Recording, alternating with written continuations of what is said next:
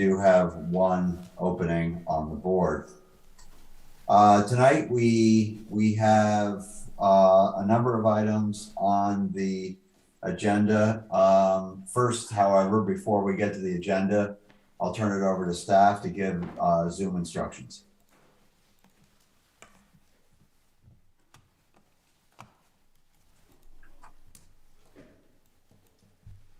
Good evening, everyone. Please take a moment to name yourself correctly if you're on Zoom. You can do this by clicking the participants button at the bottom of the Zoom toolbar. That'll bring up a side window listing all the participants in the meeting. You can then hover over your own name, click rename, and then you'll be able to type away to tell everyone who you are. Alternatively, you can message me in the chat. I'm Simon Miles, and I will rename you. Got quite a lot of people in person here, so just a reminder, if you are following along on your phone or laptop, please keep your microphone, camera and speaker off so that we don't get any feedback with the AV system. For those of you on Zoom, the Zoom toolbar has a range of functions along the bottom of the screen. You have the mute button, which turns your mic on and off. Please keep yourself muted unless you're speaking. We have the stop video button. That turns your camera on and off. Camera is optional.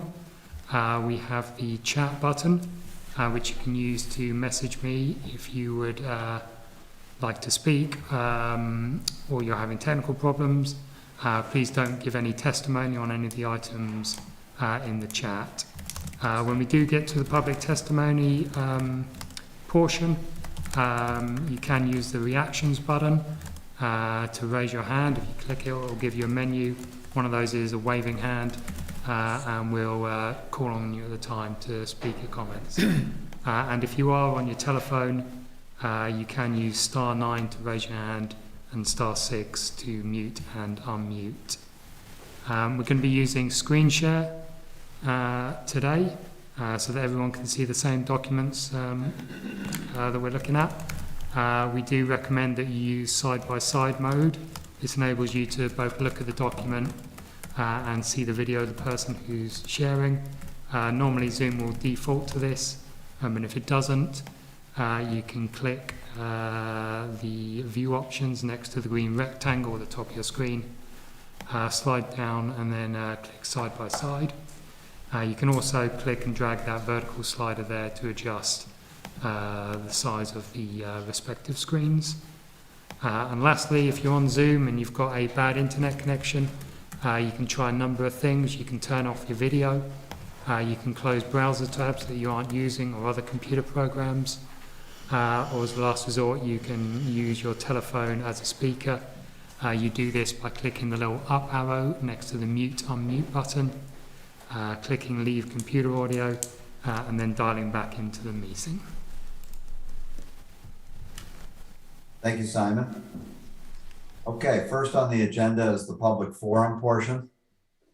This is an opportunity for anyone participating either at Town Hall or by Zoom to comment on anything that is not on tonight's agenda. So this is the public forum opportunity to address the board on items not on tonight's agenda. If you would like to address the board, please raise your virtual hand, or and if you're present in the room, indicate to staff that you would like to speak.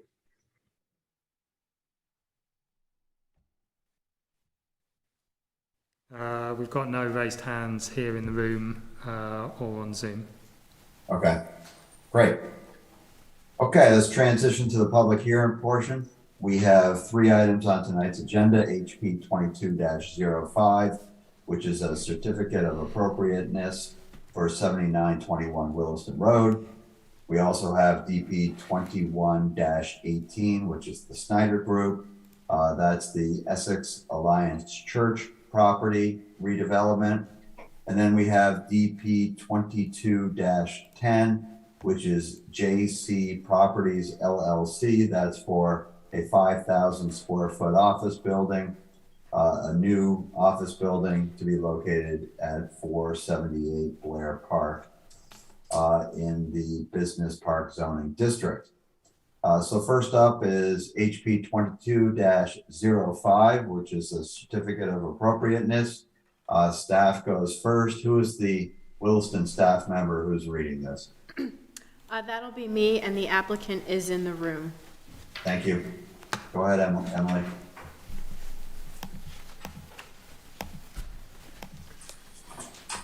All right, so this is a request for a certificate of appropriateness to replace the windows, replace the roof at 7921 Williston Road. This property is located in the National Register Historic District within the Village Zoning District. It is an 1840s Greek Revival house with an estimated 1920s Greek Queen Anne porch, and it also has a more modern addition to the rear as well as a historic barn. In February, this property received approval for a change of use and a sign. It's going to be an orthodontist office. It also has prior site plan approval for parking, dumpster enclosure, because it was a restaurant, so it's had all of its review in the past to be a commercial use. Tonight is really focused on the historic elements of the building.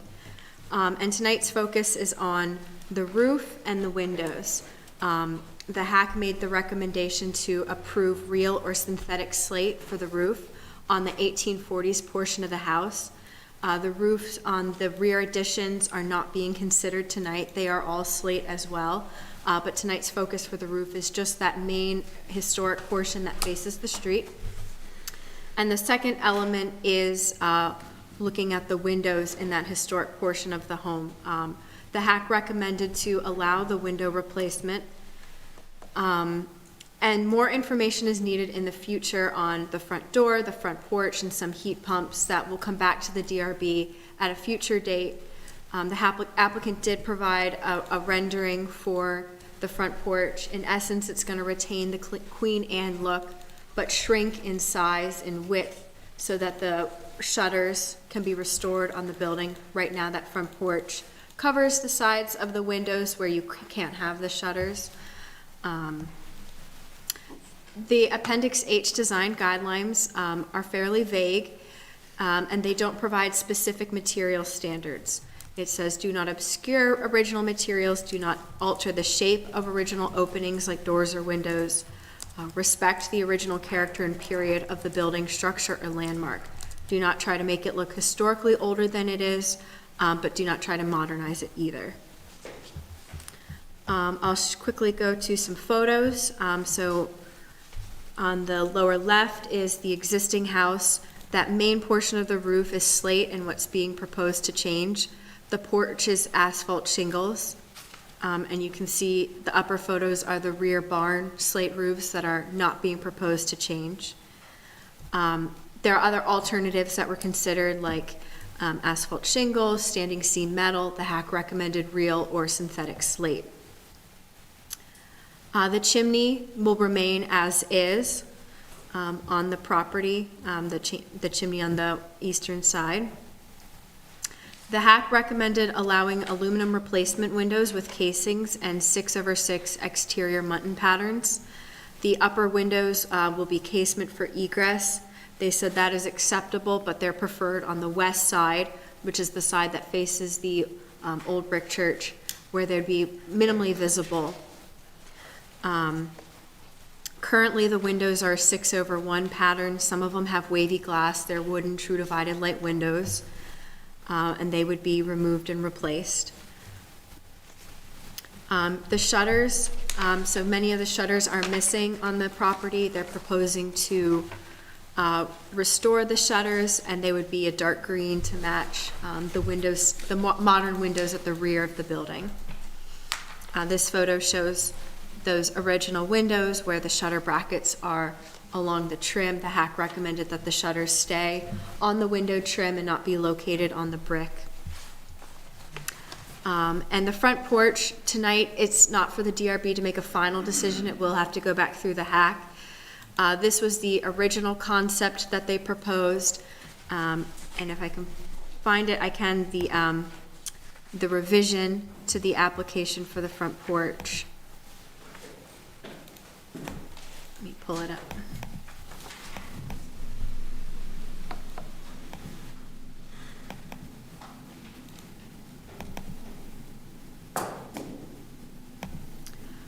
So this is the proposed front porch. It retains the Queen Anne style with the upper lintel pattern, cornice pattern, and the railings with the banisters. It would just be narrower so as to not overlap with the window.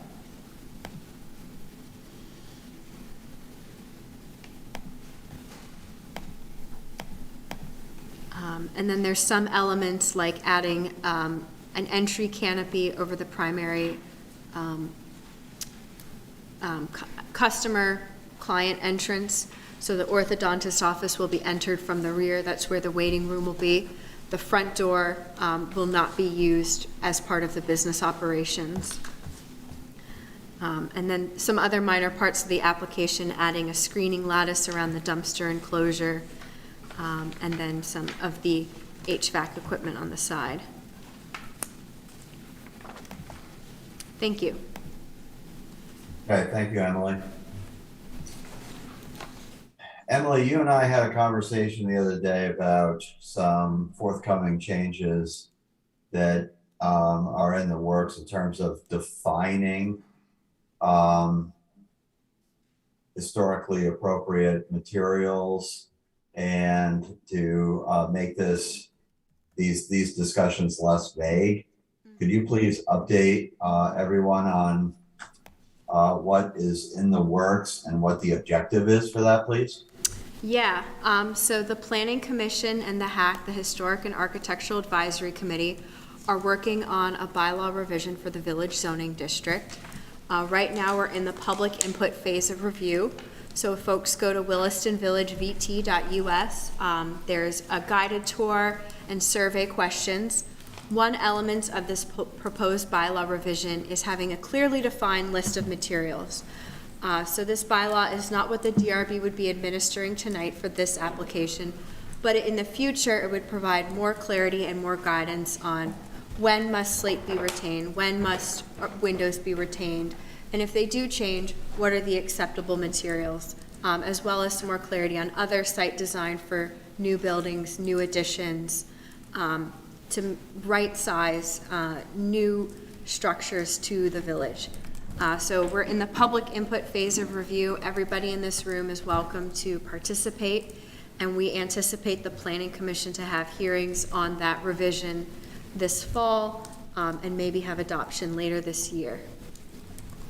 Thank you. Okay, thanks, Emily. What history do we have in Williston or in Chittenden County about the use of synthetic slate on a roof? To my knowledge, it's not been used in Williston's historic district or Williston in general, and I'm not familiar of its use elsewhere in Chittenden County. I did reach out to Caitlin Corkins at the state, who administers the state and federal tax grants, and she wasn't able to provide any insight on it. It's a relatively new material to the market. Okay, and I apologize for my lack of visibility. Applicant Jeff is present. You're welcome to come up to the table to speak as well.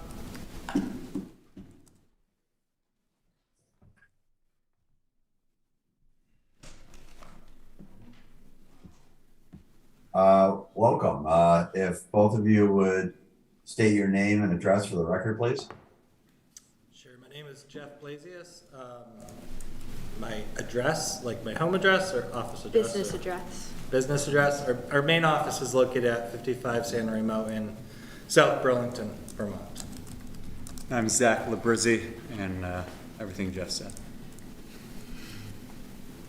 Welcome. If the two of you could give the board some background on synthetic slate and why you're proposing that material, where it's been used locally, and try to give us a level of confidence that this will look like a historic product on a historic house.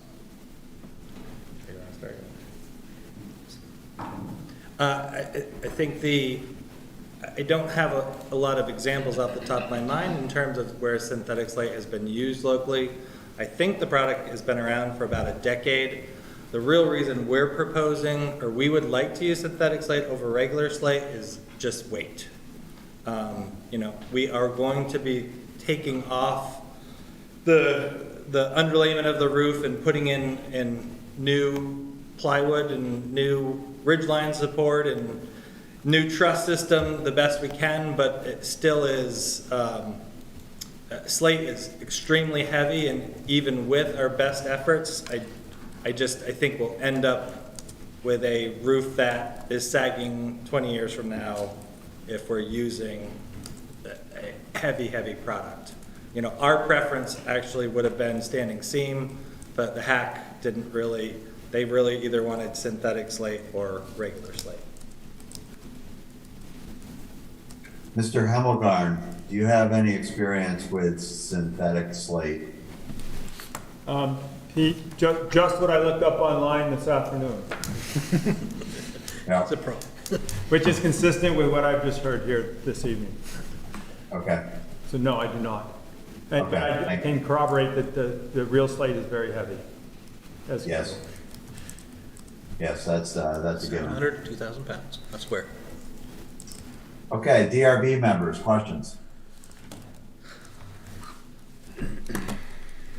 Have you looked in, it sounds like you're pulling the sheathing off of the roof, so it's going to be open to the weather at some point, and you're going to be, you said, sistering some joists and whatnot in there.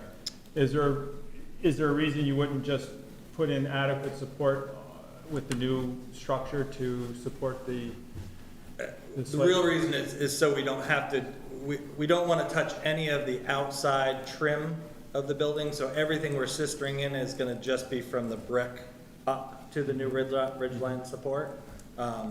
And the width of the current truss systems vary quite a bit, and so we'll have to more than just sister in some of the trusses in order to get some 8-foot lengths for, you know, plywood consistency more than anything else. So it's more a matter of, I think we're going to do the best we can without trying to touch the outside envelope at all. So, and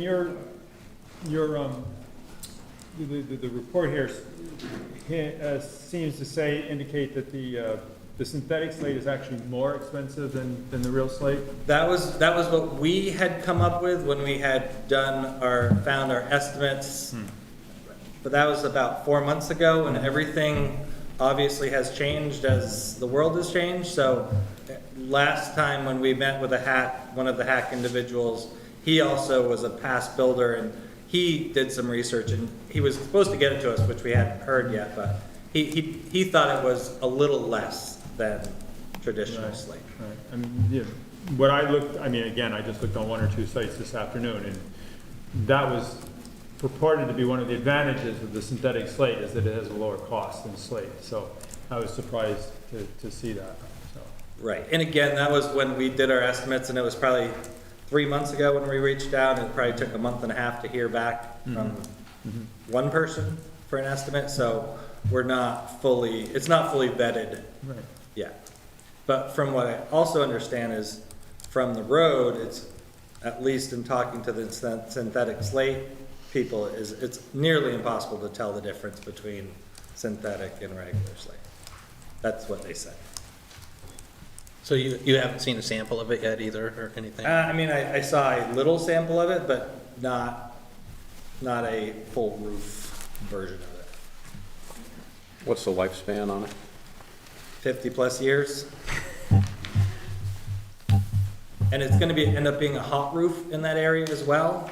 So I'm not sure, and I was trying to look up online today whether I could determine if that's gonna change the dynamics of that roof structure, with being either slate or synthetic slate, and I couldn't find any easy answers online.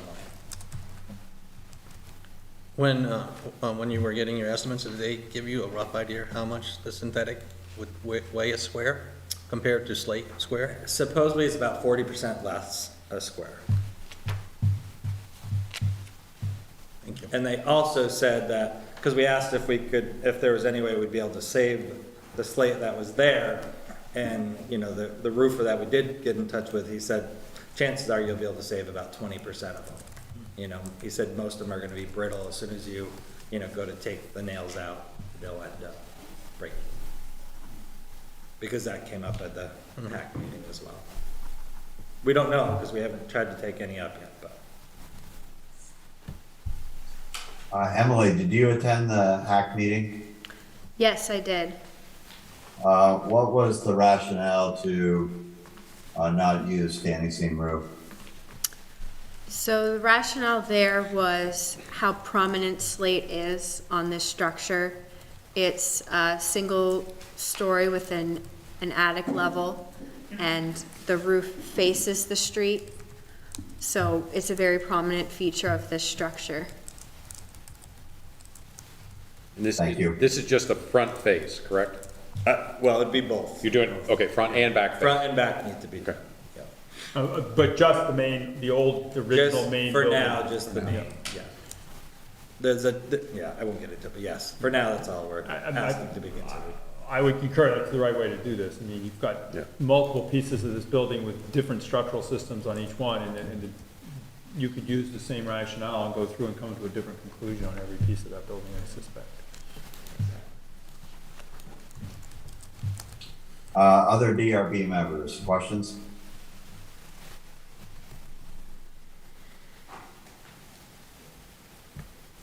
On one comment, casement, your use of casement windows for egress, that certainly makes sense. Can you buy them? I think you can with some form of divided light system in the casement, so they look. Yeah, it's gonna Similar. look like the windows below. It's just gonna be, Yeah. they'll end up being casement styles where they open from the center of the building. Great. And will the new windows be a 6/1 pattern? It was requested that it be 6/6. 6/6. 6/6? That was. Even that though the was- existing windows are 6/1? It was requested that it be 6/6, so we will do whatever is desired, but I guess I would ask staff what was the rationale there, unless there's some data out there that says that the original windows in 1850 were 6/6. We presume the windows in the 1800s were 6/6. Our historic register, the photos go back to the 1970s, and it is a 6/1. The speculation is because it has history as different commercial uses, the use of the lower ones over time changed to one pane of glass over 6 panes. So I think 6/1, 6/6, I think either would be acceptable. It's a topic that could last for an entire historic preservation seminar for over 2 days, probably. I'm sure it could. Hey, this is Nate Andrews. I apologize, I'm remote today. I'm just curious, I see that there's a color for the synthetic slate listed, or 2 colors, but there's no brand. Do you recall what the brand was that you looked at? they had a couple of different brands, one that they use the most, and I don't know it off the top of my head, unfortunately. Okay. And I didn't really want to spend a ton of time researching it if it was gonna be, we were told to use slate. So once we're gonna try to match what's on there the best we can if we're using synthetic slate. Sure. I mean, I've seen some that definitely looked like real slate. I don't know what brand they were. It would be good to know, I think, going into this, what the brand is, just because, again, this this is kind of a vague, we're operating under vague rules here. And we don't want, nobody wants a roof that looks like plastic. I'm sure you don't either, but maybe a sample or a brand would be the only way to know that for sure.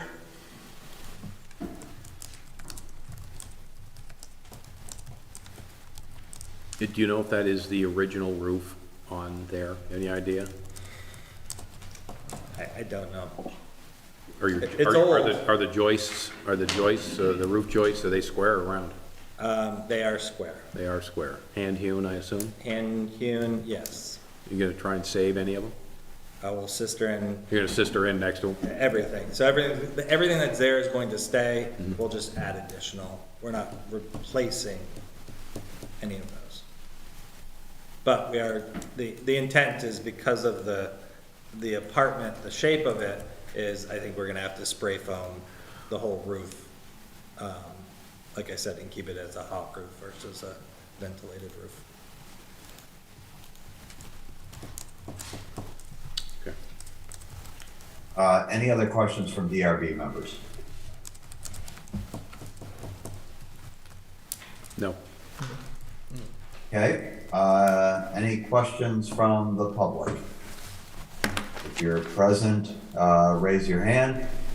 If you're remote, raise your virtual hand.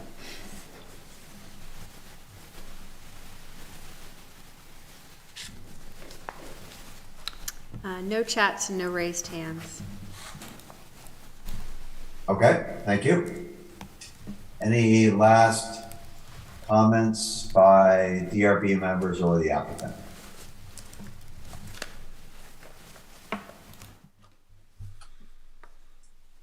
Okay, hearing none, I'm going to close HP 22-05 at 7:29. Thank you for coming. Thank you.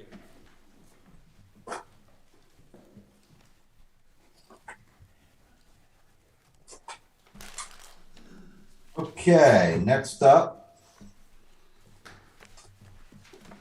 is the big package, DP 21-18. Who is present from the applicant?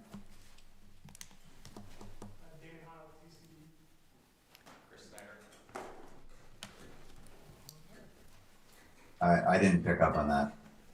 They're coming up. to Come the on, table. come on. Okay. I'll say it for you. What do you want us to? Right here. We have three of us.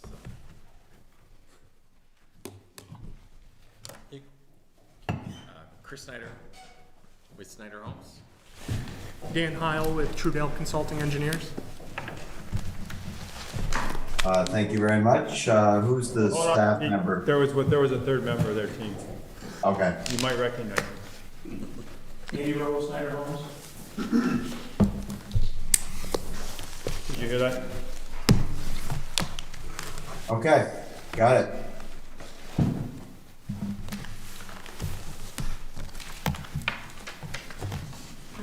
Who's the staff member who has this one? Is it Emily? Yep. Before we do that, Okay, I'm gonna stage is yours, Emily. Before we do that, I'm gonna recuse myself. I have a financial relationship with the applicant, although not a financial relationship with this development.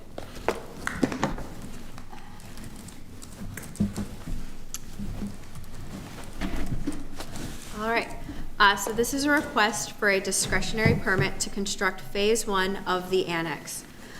This includes Beaudry Lane, Alpine Drive, Eden Lane, and a road connection to Chelsea Place, Dunmore Lane. This Phase 1 includes 208 dwellings as carriage homes, duplexes, townhomes, and 2 apartment buildings. The future Phase 2, which is not under review tonight, includes Cabot Lane and a 65-unit senior living facility, as well as 2 parks and the remaining 68 dwellings. The property currently has a single-family house off of Beaudry Lane, and the remaining land is vacant. The property is 54.2 acres. The current use is residential and vacant, and the proposed use is residential and commercial. It has access onto state and town roads. It is located in the Taft Corner zoning district. It was subject to both Conservation Commission review and design review. So tonight, staff is recommending that the DRB take testimony and continue the hearing and deliberate and offer a decision in the future. We're recommending this discussion and continuance because there are several outstanding items that need to be addressed before staff recommends approval. One of those issues is the right-of-way width that needs to be discussed with the select board. I'll get into that further. But there's several topics in this staff report that are highlighted in bold where the DRB can offer the applicant some direction on revisions before they come back to the DRB for the continued hearing. Therefore, staff has provided a list at the end of this staff report of the additional information or revisions that will be needed, and we have not drafted any findings or conclusions or a motion for approval. The DRB may edit that list as they see fit. This is the first time the DRB is reviewing this discretionary permit.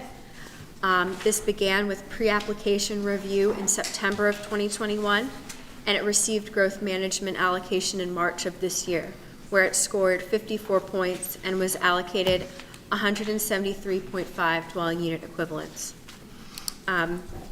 The Historic Advisory Committee and the Conservation Commission recommendations are included in the staff report, as well as Public Works and Fire.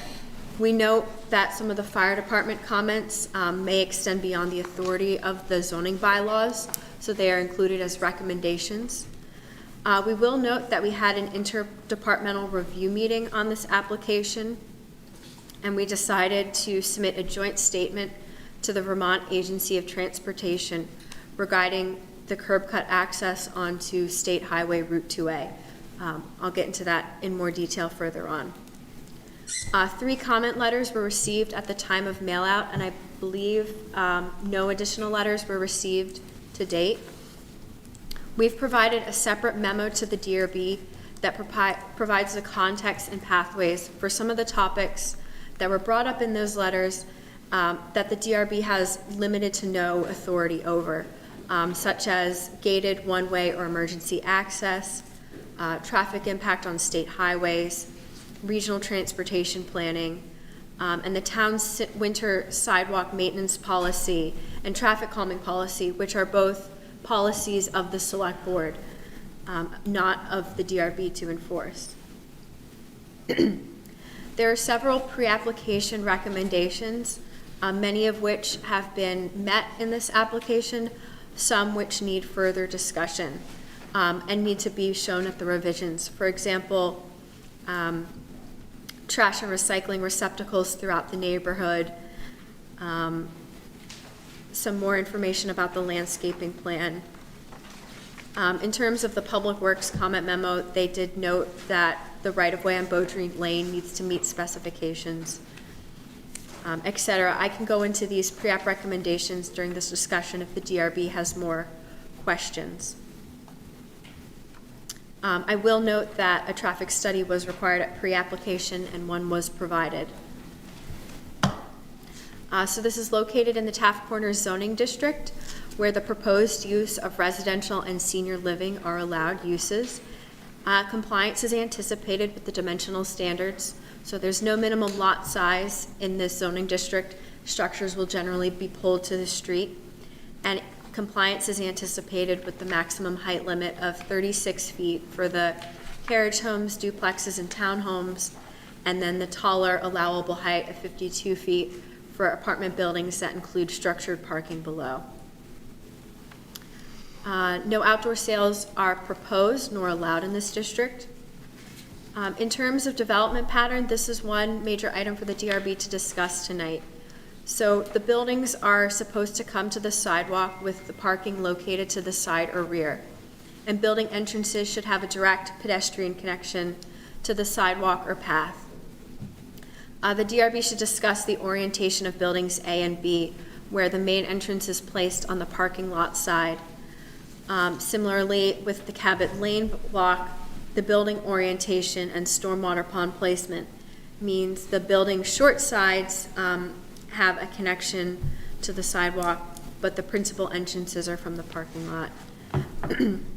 Similarly, the senior living building will front on Alpine Drive, but that'll place its parking lot along the front of Cabot Lane.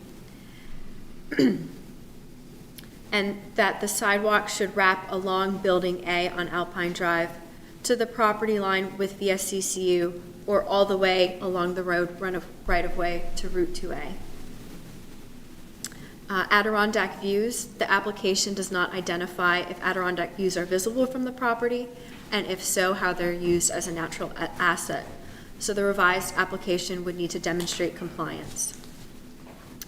Taft Corners also has the 5 of 9 design elements, where new development must provide these elements cumulatively or an accessory to multiple buildings that are part of a single development proposal.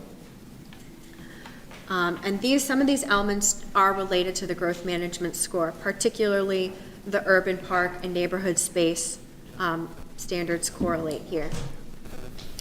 So we recommend continuing so the applicant can prepare a revised plan set that includes full design and specifications for the park and public art.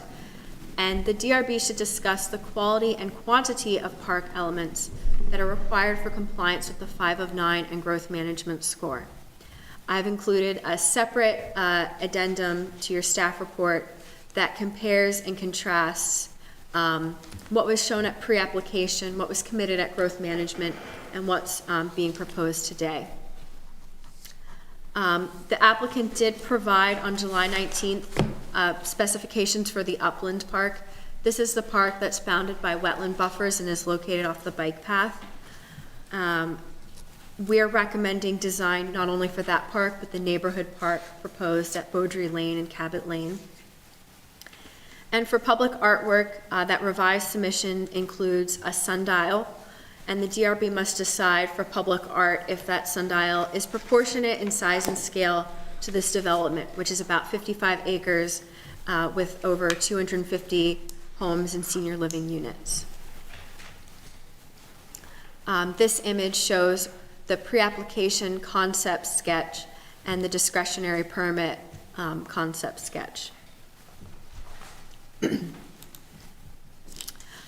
Overarching design elements.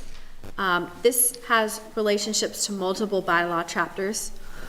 For on-street parking, currently only the north side of Eden Lane has on-street parking. The DRB and applicant should discuss if additional parking should be strategically located on Beaudry Lane or Cabot Lane, particularly near the neighborhood green. And the fire department is interested in a coordinated plan for on-street parking as well as no parking signage to ensure adequate access throughout the neighborhood. I also have a note here about the upland and neighborhood green, which we just discussed. And the Cabot Lane block. So at pre-application, this area was shown to have retained the grove, which is a small tree-filled rock outcropping. That's proposed to be eliminated. A neighborhood park is shown there, but there'll need to be, more information on the neighborhood park. And overall, the DRB and applicant should discuss the layout of this block, particularly the orientation of the buildings to the street and the elimination of the grove. Sidewalks, extending the sidewalk on both sides of Alpine Drive near Building A. And another major topic for the DRB overall is street layout. So Eden Lane is proposed to have a very large radius curve before it intersects with Alpine Drive. And in this curve, it intersects with the alleyway driveways for all the townhomes, as well as the driveway access for the 2 apartment buildings. And we foresee this, along with the parallel parking directly across from that driveway, to create some challenges with vehicles moving very fast through this radius turn, and vehicles maneuvering into parking spaces or out of driveway. So one option for the applicant to consider and the staff, or the DRB to discuss, would be reconfiguring Eden Lane with a 90-degree angle, as well as eliminating the surface parking between the building and the street. So the bylaw says parking should be side and rear. This rank of parking spaces is located in the front yard. This would create opportunity for either a pocket park or another rank of townhomes, and that 90-degree angle would force vehicles to stop before making a turn. In terms of vested rights, so this application was submitted prior to the warning of the form-based code public hearing. So this application is vested in the current bylaws. I will note that the application submitted that we're reviewing tonight was complete for the purposes of making that determination, but there's still several outstanding items that the DRB can discuss and can make several, revisions that are fairly significant in terms of street layout, building design. However, those buildings on the Cabot Lane block are not in phase 1 and they don't have allocation. So there's a recommendation below that they be removed from this application. They don't have allocation, so they can't be vested. Growth management. So this project scored 54 points and received 173.5 dwelling unit equivalents at growth management. And this does include some units, 28 DOE at the affordable level. That score was based on commitments to affordable housing, providing housing choice, as well as neighborhood space. Compliance is anticipated for most of these criteria. However, neighborhood space the DRB should discuss tonight, and it should be revised to demonstrate compliance with the 8 out of 10 points that were awarded in this category. Staff has provided a separate addendum comparing the bylaw requirements, the statements shown at pre-app and growth management, and those sketch concept plans with what's being shown today. Originally, there was one main park shown in that bike path wetland buffer area. Now there are 2 park spaces being proposed, as well as some community space in the apartment buildings that need further clarification before we recommend approval. And another one, sustainable transportation. This is fairly minor, but the application would need to demonstrate compliance with publicly accessible bicycle storage lockers. Access, connectivity, and traffic studies. So one of the main reasons we're recommending a continuance tonight is because of the Beaudry Ln access. The public works specifications call for 64 feet of right-of-way. Portions of Beaudry Ln are 50 or 60 feet. So while the street and sidewalk design can fit within that substandard width, the right-of-way width itself is not 64 feet. There are 2 options here that we see are reasonable. Because the public works specifications are a select board policy, the applicant could seek an exception from the select board. And that's something the DRB does not have authority over, but we would want to have some guarantees around that before we recommend this approval. The other option would be to negotiate with the abutting property owners for that additional 14 to 4 feet of right-of-way. In theory, they could eliminate the access from Beaudry Ln. However, we do not recommend this option because it runs counter to the access and connectivity goals of the town plan, and it may have implications for the growth management score. In terms of Route 2A, so the traffic study that was submitted determines that the traffic that will be generated does not necessitate any additional modifications to the intersections, but ultimately it's up to the state of Vermont to decide what happens on Route 2A, a state highway. We did provide a comment letter to VTrans that we would recommend turning lanes on either Route 2A itself or on the access road or both, or a traffic signal to improve traffic flow and safety on this very busy road. The connection to Dunmore Lane and Chelsea Place. So this was anticipated when Chelsea Commons was subdivided in the 1990s, and the right-of-way was dedicated to the town. Additional traffic calming on Dunmore Lane or Chelsea Place would be subject to the Select Board's traffic calming policy. And the Public Works Director will not be looking for bulb outs or curb extensions at that intersection to change pedestrian or traffic flow at that intersection. And the traffic study was requested at pre-application and it's included. Parking, off-street parking and loading. This is fairly, will need fairly minor revisions at the discretionary permit level. to show ADA parking calculations. And their parking calculations for the units comply, so 2 spaces per unit for the carriage homes, duplexes, and townhomes, and approximately 1.56 spaces for the apartment buildings, keeping in mind that the apartments are a mix of different bedroom types. And the discretionary permit must be revised to include more information about short-term bicycle racks and long-term bicycle storage. I do note that our bylaw treats 1 and 2 family dwellings different than multifamily dwellings.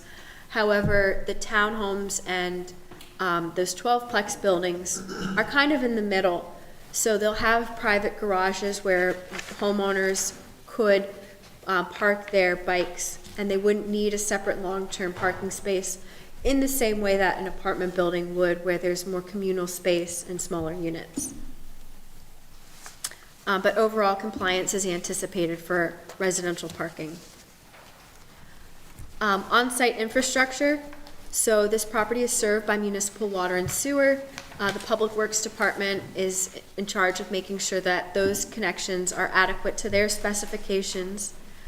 The discretionary permit must show the location of utility boxes and should ideally place them away from prominent street corners or parks. The bylaw does have standards about bus service, and projects that will benefit may be required to provide or contribute to bus stops, shelters, or pullouts. So this residential development creates several new units, and it will have frontage onto Route 2A. So the applicant should discuss with Green Mountain Transit about providing a bus shelter and provide written documentation in the revised plan set. Maintenance, the DRB should discuss the dumpster locations. Our bylaw prefers that they be co-located within or directly adjacent to a building. However, fire department plan review prefers them separated from the structure, so the DRB and applicant should discuss the placement.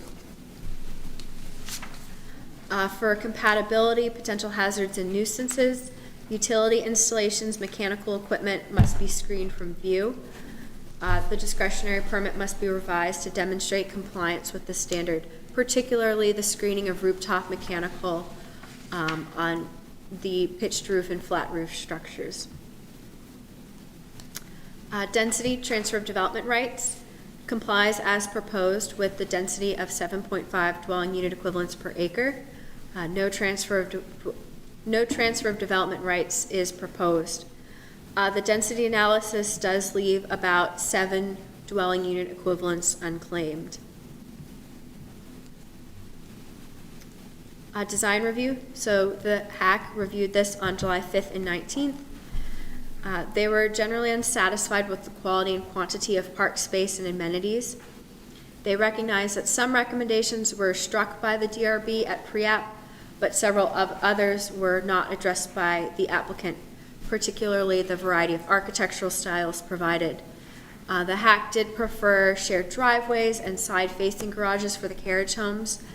However, the applicant explained that stormwater flow and structure distancing would make that infeasible, so they struck that recommendation themselves. Several of their recommendations pertain to buildings A and B, the orientation to the street, the architectural style, not feeling compatible with the duplexes and carriage homes, which are a modern farmhouse. Since then, the applicant has provided revised renderings of those buildings, but they will need to go through HAC review prior to the next continuance. Emily, can I get one clarification? You started this with, did you say that the HAC was generally satisfied? Unsatisfied. Unsatisfied, okay, good, because that's what the report says. Yes. Good, thank you.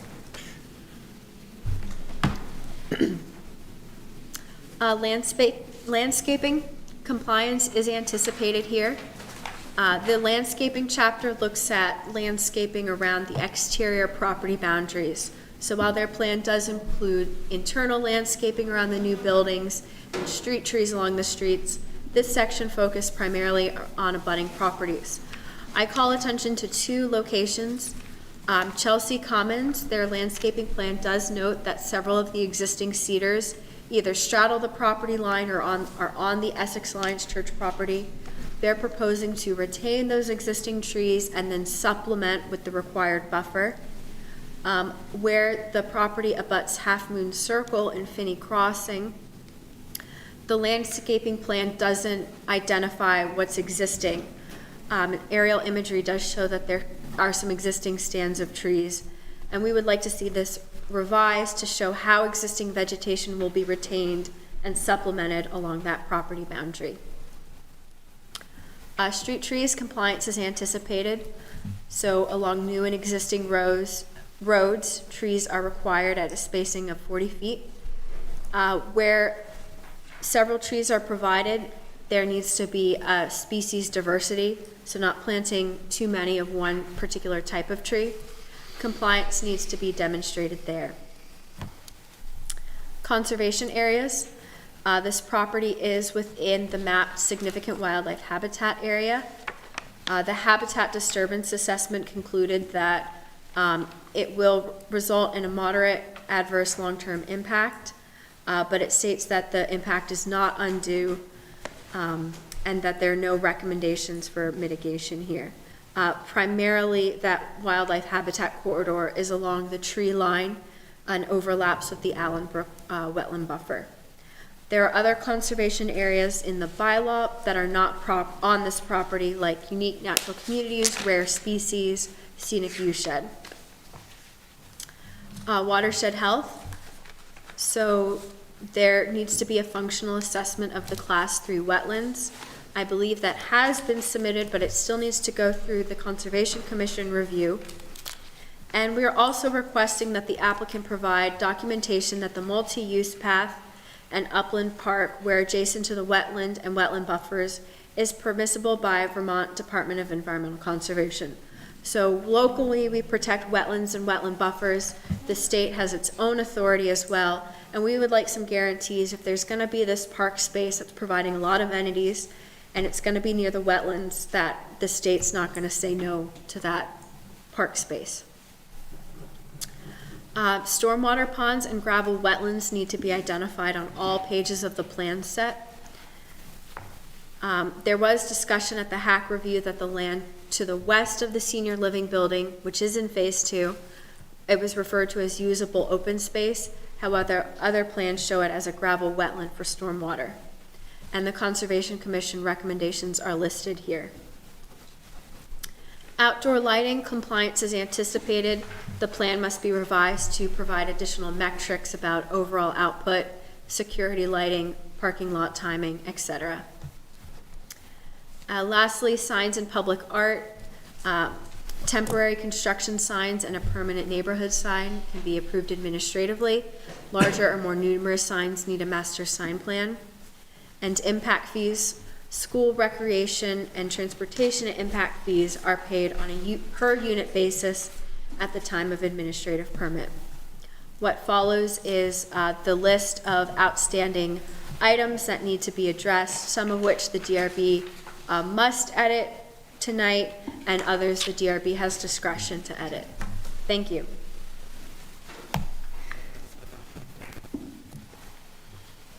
Okay, there's a lot to unpack there, Emily. I'd like to go to the 16 item list. And if you could display that, please, on the screen. I'd like to identify the items that you want DRB feedback on tonight.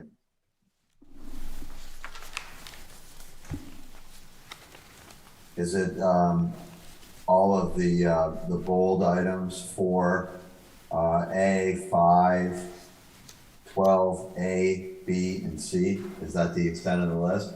Correct. Okay. Okay, good. Okay. At this point, I'd like to turn it over to Chris Snyder and his team. I'd like you to comment on what you just heard.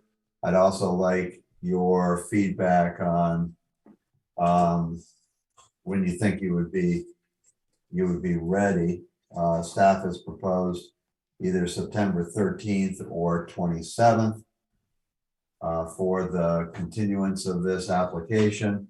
There's a fair amount of work to be done, and I'd like to get some feedback from you on what you would be comfortable with in terms of turnaround time.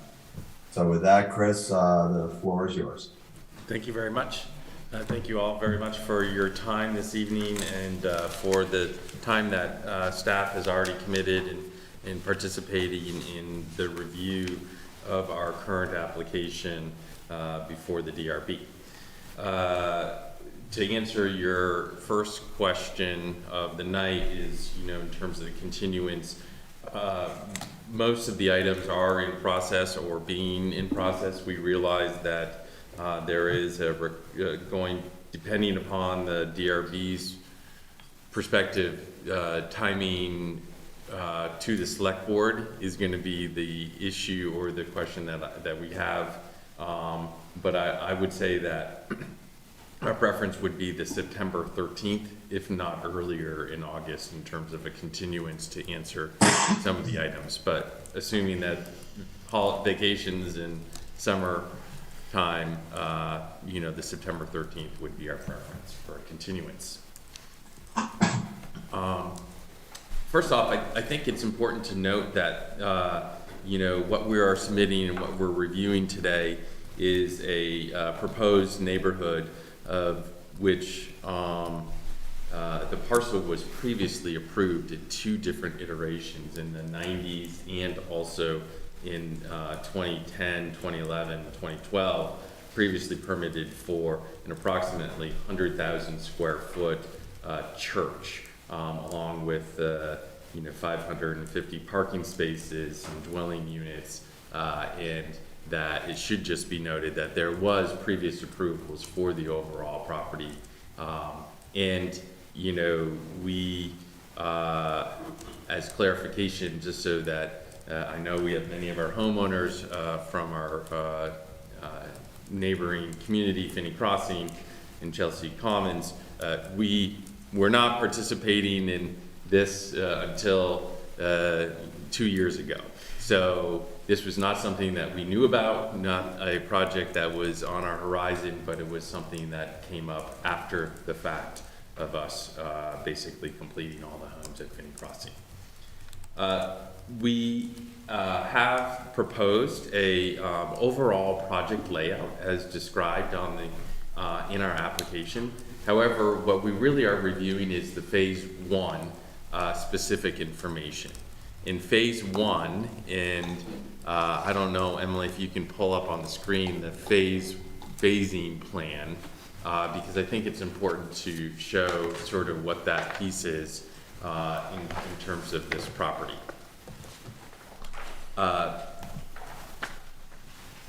Generally, phase 1 is all of the road and infrastructure throughout the neighborhood, and then also along those roads are residential homes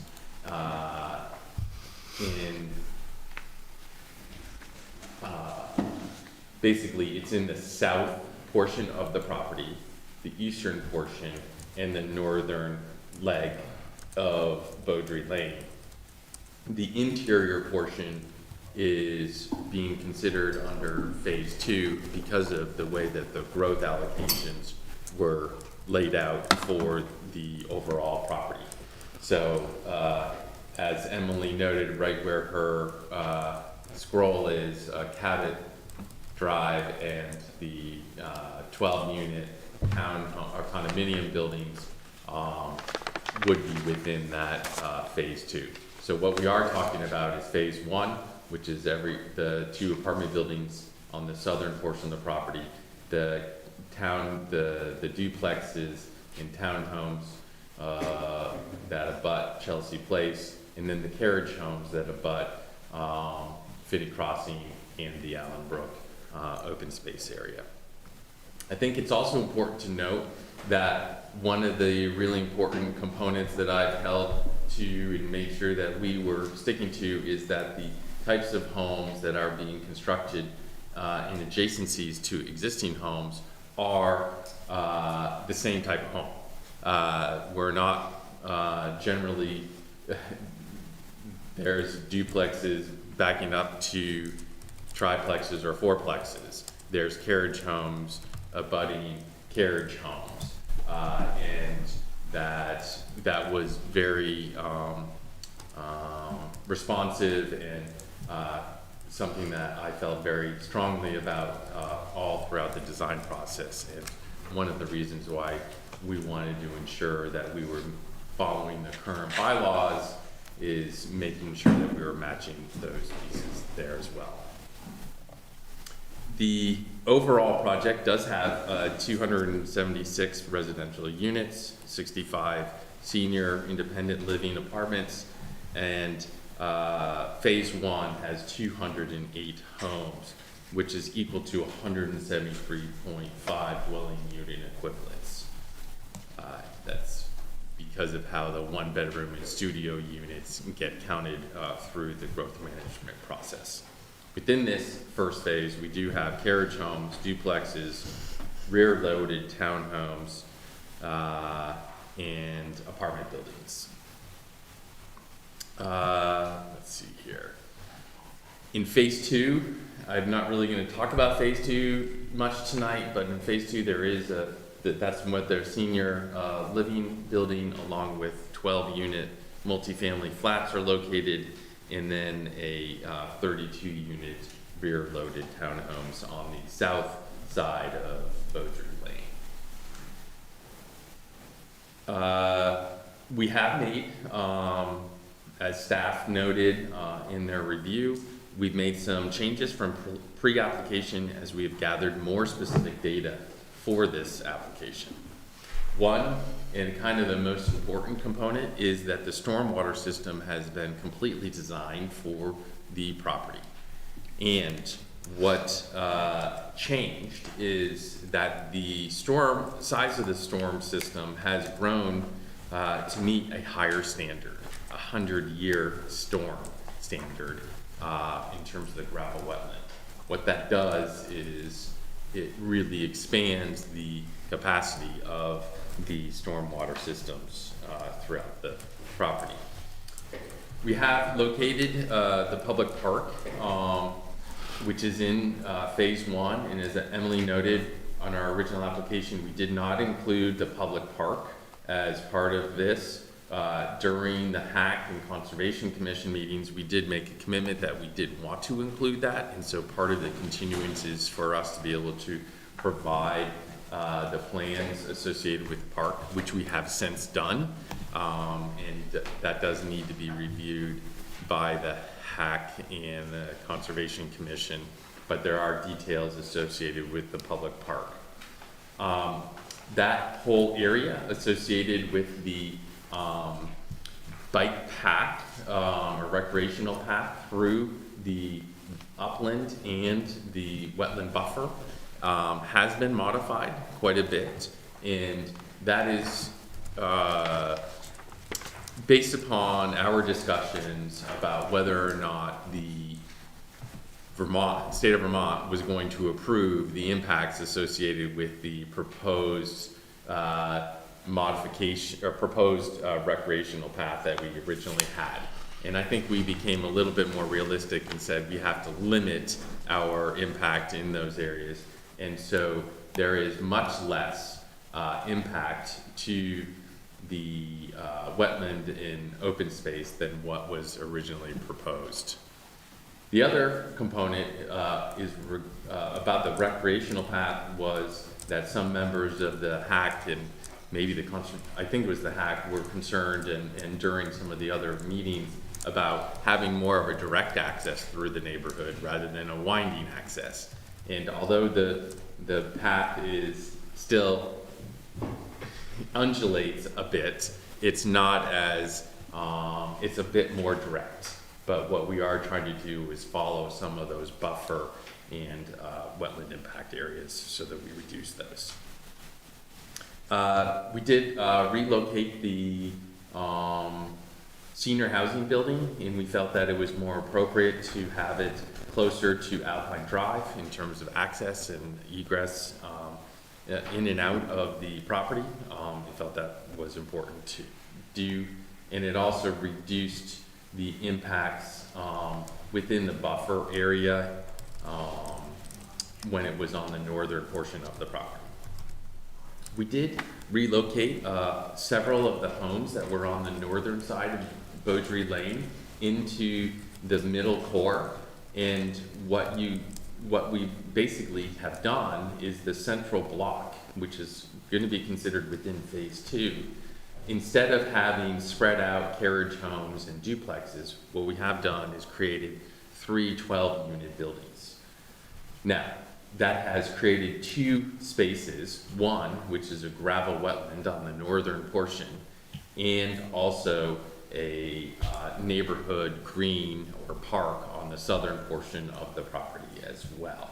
So by going more dense and with the 2-story buildings in those locations, we were able to increase some of those spaces. On the flip side, we did lose some of the rock stand area in the center. However, we felt that the neighborhood park overcame the reduction or modification of that. Let's see here. As affordable units, one of the key components to our growth allocation was that we would be providing some affordable units within the property. We are planning to do that. We are proposing that we would construct 14 2-bedroom apartment units in Building A and 14 in apartment Building B. That would meet our growth management requirements. In terms of Beaudry Ln, we are going to be requesting exemption by the Select Board to allow for a reduced right-of-way. I think it is important to note that our proposed road and 10-foot recreational path fits within the 50-foot existing right-of-way. The right-of-way is, as under the specifications, would need to be wider. However, none of the infrastructure would go outside of the 50-foot existing right-of-way in place. Emily, do you have that exhibit I emailed earlier today showing that proposed road within that Beaudry Ln right-of-way? I do. So you can see that we are able, within the 50-foot and within the 60-foot, able to construct a 27-foot wide road, have a 5-foot green strip on the south side, 6-foot on the north side, and 10-foot recreational path on the south side. And that is also based on conversations that we had with the Department of Public Works. Right now, in the plan before you tonight, we have a 30-foot wide travel lane, but in talking with Public Works, they said a 27-foot travel lane in between Route 2A and Alpine Drive would be acceptable along Beaudry Ln. Between Alpine Drive going down to Chelsea Place, that would increase to 30 feet again. And that recreational path on the south side of Beaudry Ln was also a comment Public Works had. Right now, we were proposing a 5-foot sidewalk on the north side of Beaudry Ln, but Public Works wants a 10-foot recreational path on that south side. So with the 27-foot and the 5-foot green strip, 6-foot width on the north side and the 10-foot rec path, set 1 foot off the property line per the Public Works requirement, we are able to fit that within that 50-foot right-of-way and provide snow storage. So we certainly understand the Beaudry Ln discussion and are prepared to go to the Select Board and request that exception to this particular situation. In terms of traffic, we have submitted a full traffic report based upon the proposed homes being constructed within the neighborhood. We have submitted this along with an application to the state for the review and waiting to hear back from them. I think I wanted to personally, comment and say that, hey, I certainly understand concerns raised by neighbors.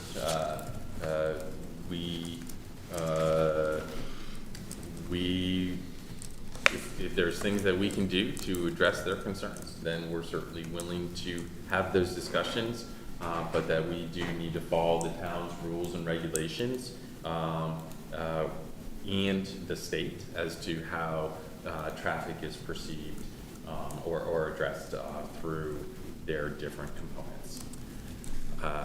Obviously, there's a lot of stuff to review in this application, and we're here tonight to answer specific questions about phase 1, the overall project, or any of the items that were noted on the list that the staff had provided to both the DRB members and ourselves on page 18. Okay, thank you, Chris.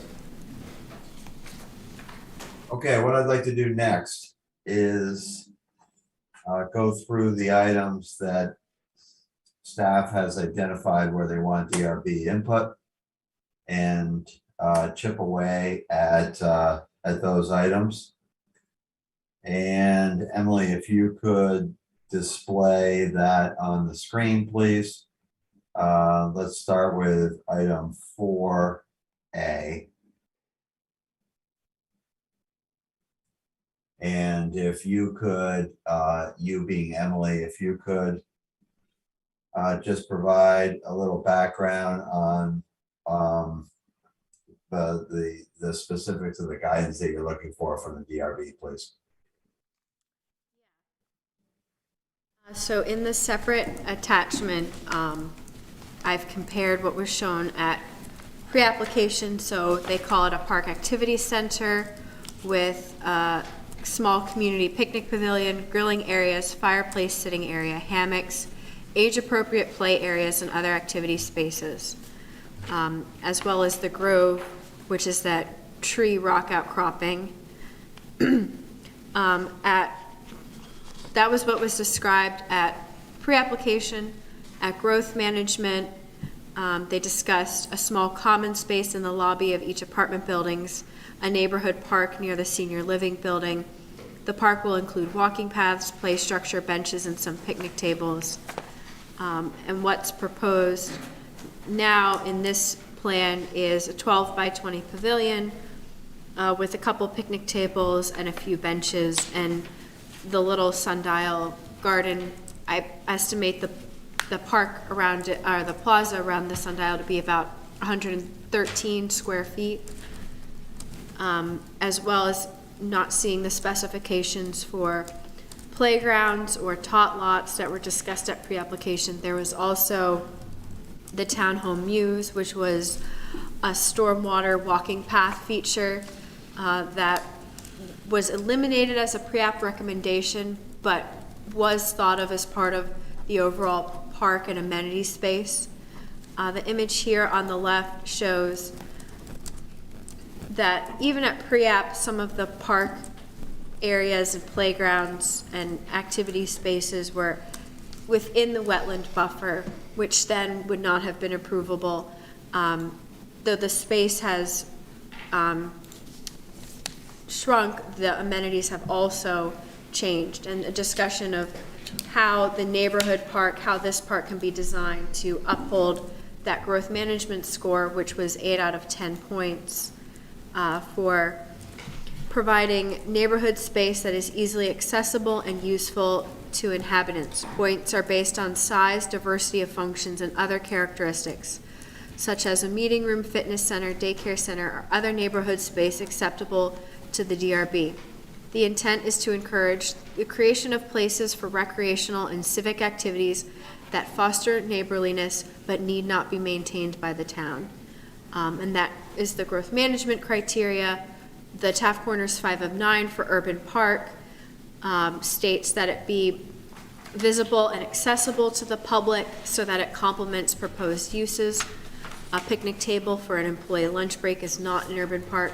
I think both the locations along Cabot Lane and Beaudry Drive intersection or along the bike path, both of those meet that visible and publicly accessible, and that the public art must be proportionate in size and scale to the buildings in the proposed development. And those are the key areas for the DRB to discuss and give feedback. Okay, DRB members. I would like your thoughts and comments, please.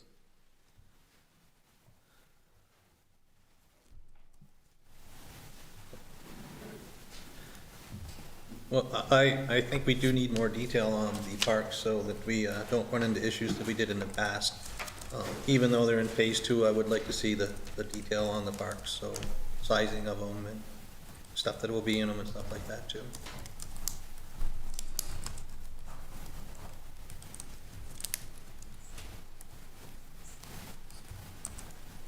Paul Christensen, comments? Turner got it. Don Hemmelgarn. Yeah, I'm struggling here to digest all of this, to be honest with you. You know, as to kind of what was originally in there, what was at growth management, what's here now, kind of what are our expectations. I mean, I think my views from previous applications are fairly well known to this applicant on public parks.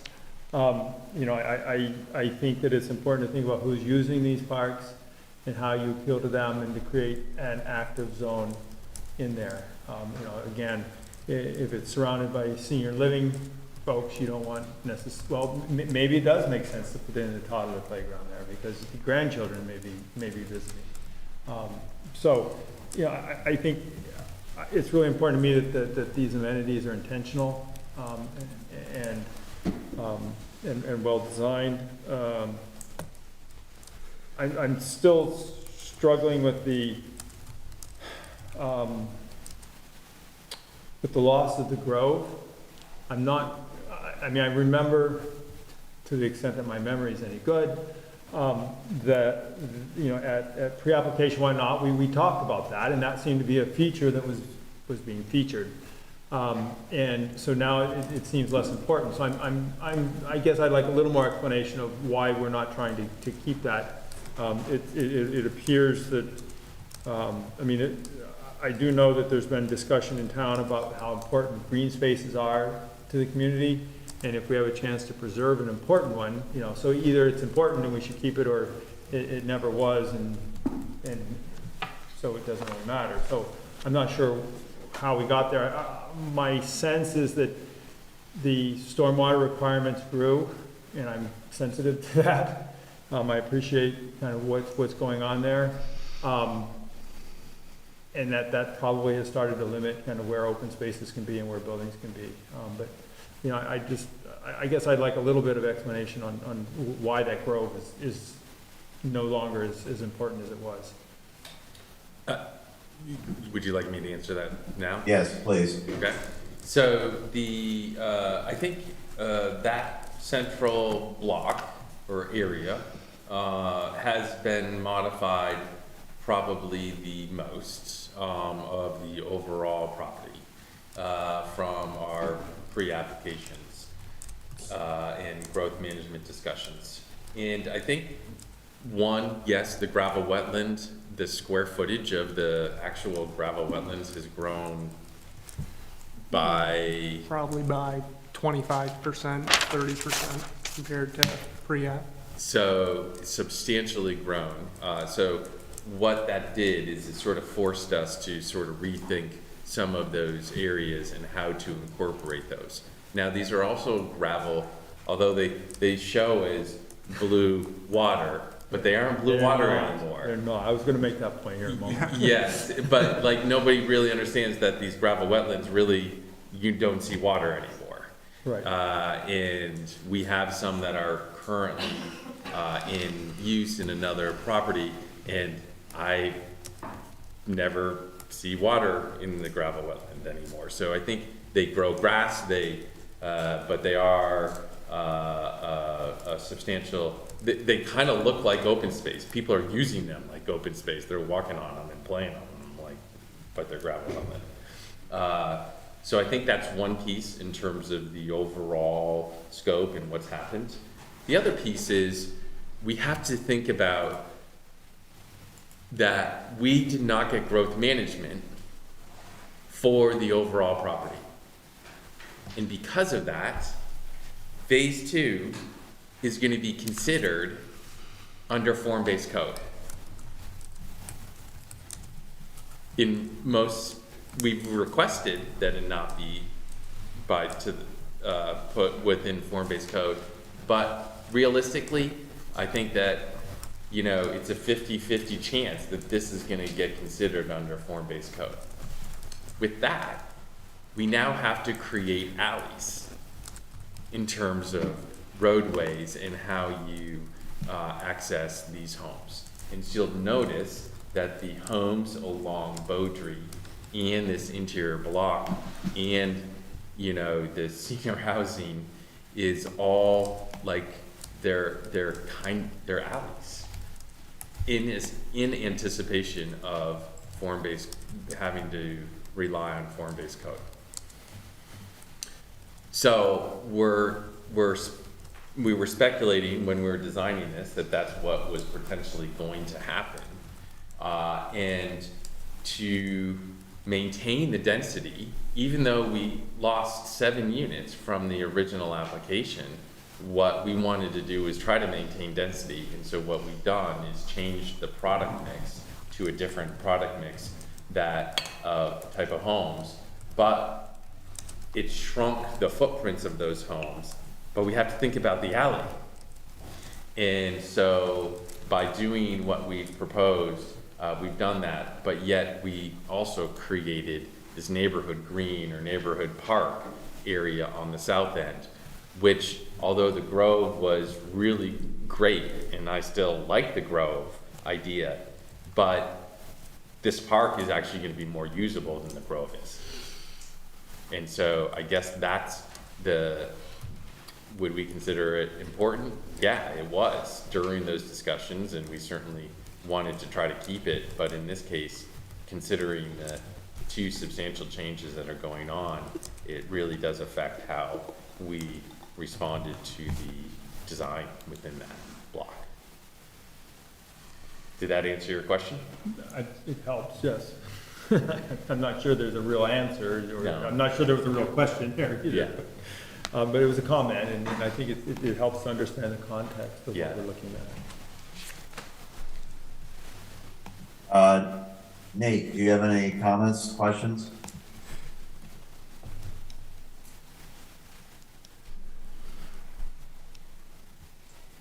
I'm okay right now, thanks, Pete. Okay, thank you. Okay, Emily. I'm not sure where this leaves us in terms of DRB feedback that you necessarily were looking for.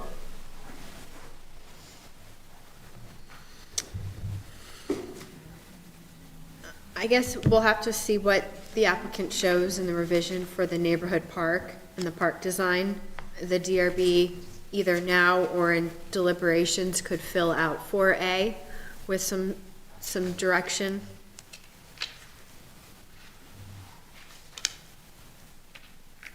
And that's the Okay. neighborhood green you're referring to, Emily? Yeah, yeah, in phase 2. Okay, understood.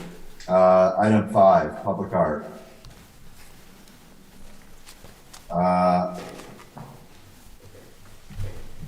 I think that we'll do the same in deliberations. We'll have a conversation about that and provide comments and feedback that staff can use and can be provided to the applicant.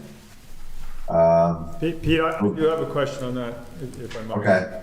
I guess there's a lot of material here, and I don't recall seeing a lot of, maybe I just missed it here in the volumes of information on the sundial. When we talk about the proportionality of it, is there something in here that states kind of how big it is, or shows us a picture of that? Yep, so sheet LA 102, which we forwarded, I believe, last week, showing the park and showing the proposed sundial garden, that's a placeholder. We're still working through the design, and we're looking for feedback from the DRB on that proportionality.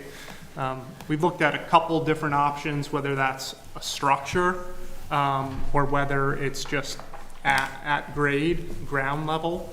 But we wanted to call it out on the plan, but we do not have a final design yet, as we were seeking feedback from the DRB on, what kind of scale they would be looking for. And I would add, it's an idea. Right. Yeah. Right? And we're saying to you, like, do people, like, we conjure up these ideas, right? Right. And then we go, do people think that these are good ideas, or is this like totally throwaway idea? Right, Like, right. we can throw away this idea and come up with a new idea, but we don't know if a sundial people think is, we're like, it kind of sounds Throw it away. interesting, cool.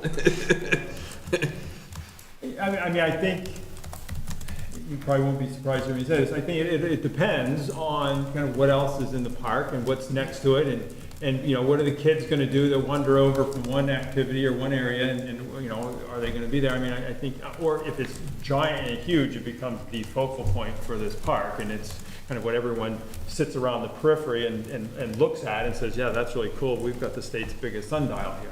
Or it's a little thing that's just another little ancillary component that has some rocks around it or whatever. So I think the scale of it can be appropriate at any time. I know one designer who says there's no such thing as an ugly color, it's just a bad use of it.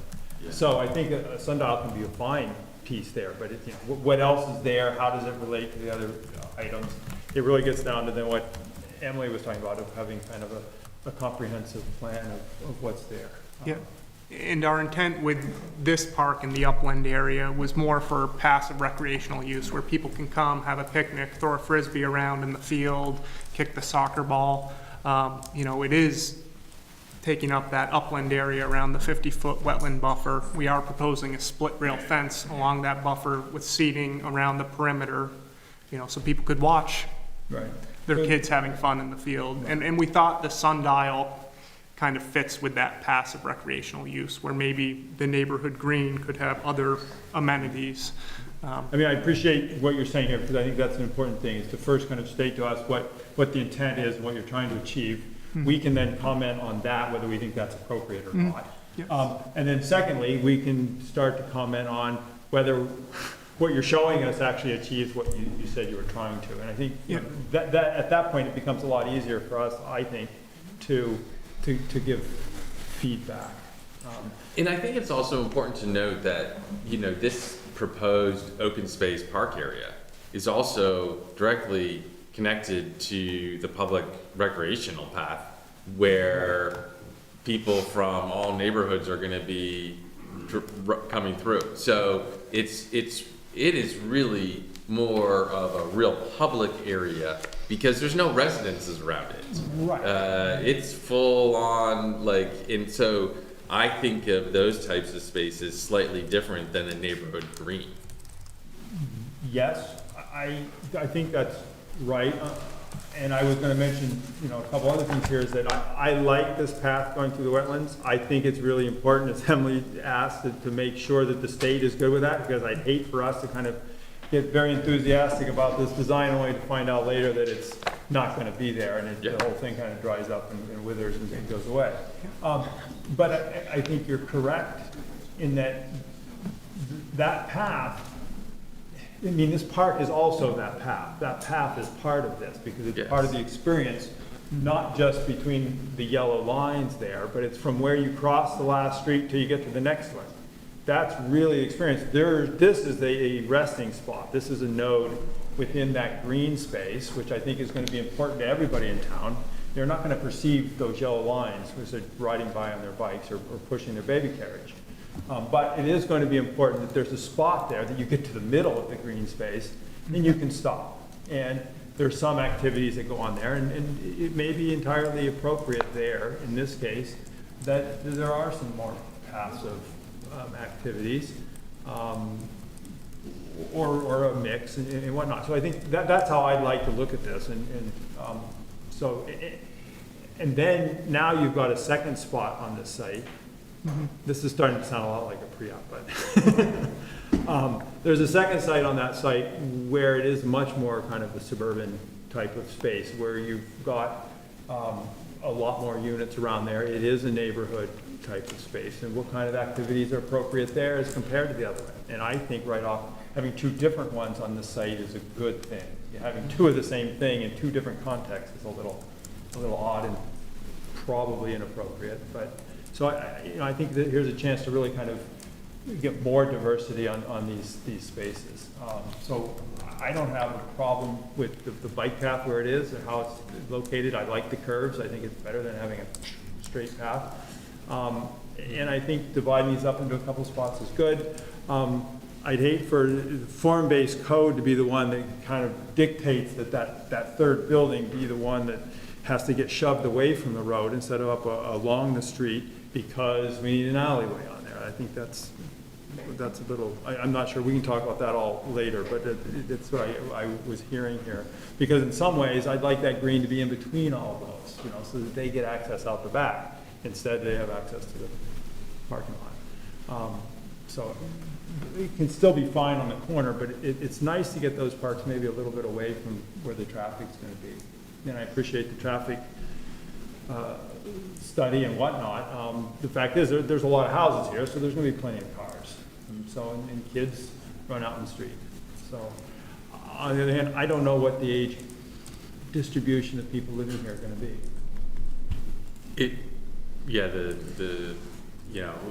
We don't either, right? You've got a better idea than me, but we have a mix of, studios, ones, bedrooms, 2 bedrooms, and 3-bedroom homes, and the 3 bedrooms are going to be more limited than the 2-bedroom homes. So I think that changes the dynamic. Yeah, I mean, I do a lot of walking through Finney Crossing and whatnot, and Chelsea Place, and I don't see a lot of kids out at Finney Crossing right now. Certainly not on Long Dunmore. Well, it would be very one of the points I think others have made there. Yeah, it would be interesting to know how many kids get picked up by the bus. I don't know what that is as of right now. I knew what it was several years ago. It was and those demographics change over time. Absolutely. Families that grow and move into a neighborhood and they're still there 20 years later. Yeah. Their kids were little and now they're not even there. So it all changes. Totally. Well, I think just so everybody understands, the neighborhood green was not designed and as part of our updated park plan because it's in phase 2, or it was planned to be in phase 2. So what we're hearing is, hey, we need to include it in phase 1. So what we're saying is, no problem, we'll work on that, and for our continued hearing, that we'll have both parks proposed plans. Okay. I appreciate that. Yeah. One of the things that I liked when you came in for the pre-app was the presentation you had for the sales pitch of the parks and everything else. Yeah. So if we can stick with something like that, I think that would be great. Yeah, absolutely. We can certainly work on that. Right, and any kind of analysis that you can do to kind of compare what you had to make it as clear and simple for us to understand kind of what was and how the new proposal is still kind of achieving the same things. Yeah. That would be helpful. Yeah, and if Emily could just pull up that go up a little bit higher on that same sheet, maybe. I think one of the maybe scroll down a little bit, but there you go. One of the things to note is we don't have paths within the central wetland corridor to the right of the public park. And in the previous application, we did have paths through some of those areas, but it's all going to be open space. So one of the things that we need to think about is, as we're looking and as people are reviewing this application, that space really, that square footage hasn't really changed. What we're talking about is just the upland park, which is the one little piece that we had shown before. So all this other open space is going to remain as previously designed. So there's shifts, but there's a lot of it remaining intact. Right, and again, I'm not suggesting that this doesn't meet that. We'd all like to feel really good about this movie. Yeah. So previously you had some bridges over wetlands and stuff like that. Is that still going to be considered, or is that going away? That we are concerned that the state is not going to approve some of those connections. And so what we're proposing is the recreation path in the public park area in the upland only. So the bridges and the other paths are, even being gravel, we're concerned that they are not going to approve those. So this is another question in that, you know, I'm looking at this and you've got the pedestrian path and there's the open space to the, what's that, north and east of it, correct? You're saying it's essentially undeveloped, it's open space. You're gonna be able to look out there and see the birds, and somebody will plant a couple bluebird houses and whatnot. I don't know, this may be as much for you guys, how is that space maintained? Because over time, the poplars start to grow up in there, and then the little pine trees, and pretty soon it gets all filled in, and it's not really an open space anymore that you can kind of perceive very much from like that. And maybe it's a good thing, maybe it's not, but it might be nice to have it kind of be a little more intentional.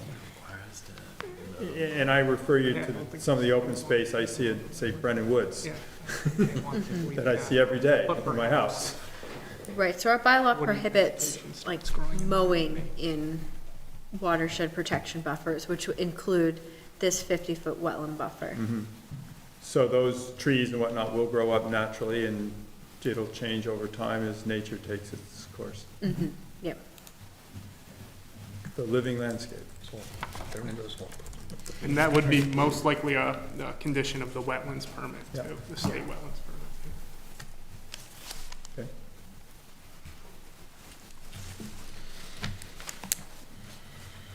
Okay, I'd like to continue on to item number 12, please, on staff's list. And Emily, if you could walk us through the 12A, 12B, 12C, show us on the plan where those buildings are and what the issues are. Yep. And I think in this list as well, I probably should have included the Eden Lane configuration.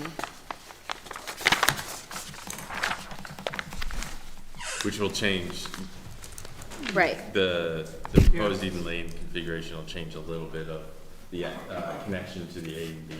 Yeah, and we were kind of looking at that as buildings A and B, specifically building B for Eden Lane.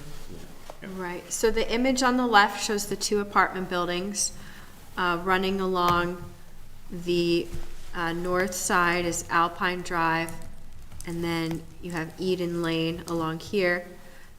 They have garage parking access on the south side, and then a shared surface parking lot in the middle. And our bylaw says, you know, pull the buildings to the street, main entrances should front on the street. The main entrances for apartment A are in, you know, the corner of the L down here. And then for apartment B on the inverse side.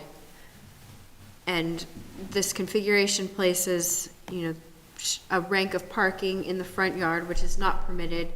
And it also creates this, you know, no man's land space between the building and the sidewalk. Where it's, you know, wide enough to have some landscaping, but not large enough or inviting enough to be a space where people will want to use. So just thinking about that configuration here. For senior living, the building fronts on Alpine Drive, but then it places that parking lot along the front of Cabot Lane.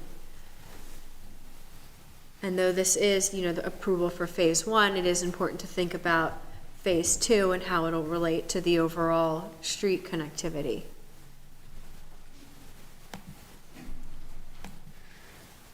I think we can say, we have no concerns about creating a access to, from, on building B, which is the eastern building, either from Alpine Drive or from Eden Lane.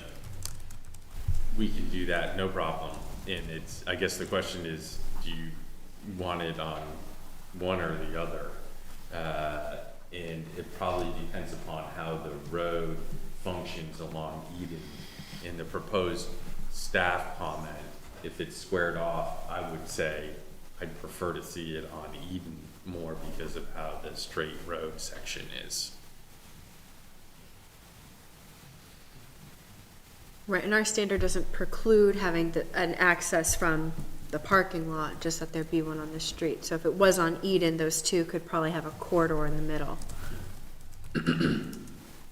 Building A looks more problematic. Yeah, because it's only one, it's the end of the building, right? Yeah. It's a 64-foot wide and it's not a perfect scenario to enter in off of Alpine Drive. There is a secondary access off the parking lot, which is where you see that sort of gray, the walkway, that is a secondary access, and we can modify it to be a little bit more of a primary one. But you'd still be walking down a long corridor versus coming in through the center of L.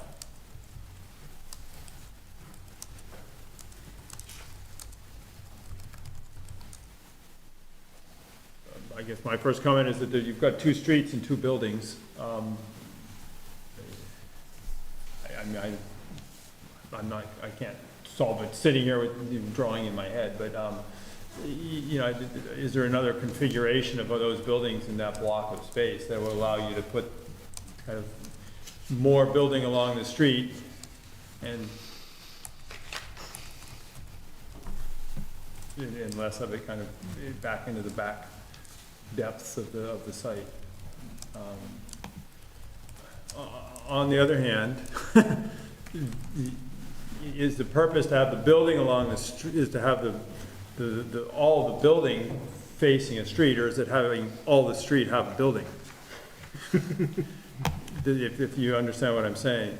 Because if it's to have most of the street with a building along it and not parking lot, then what he's got shown is, what they're showing is pretty good.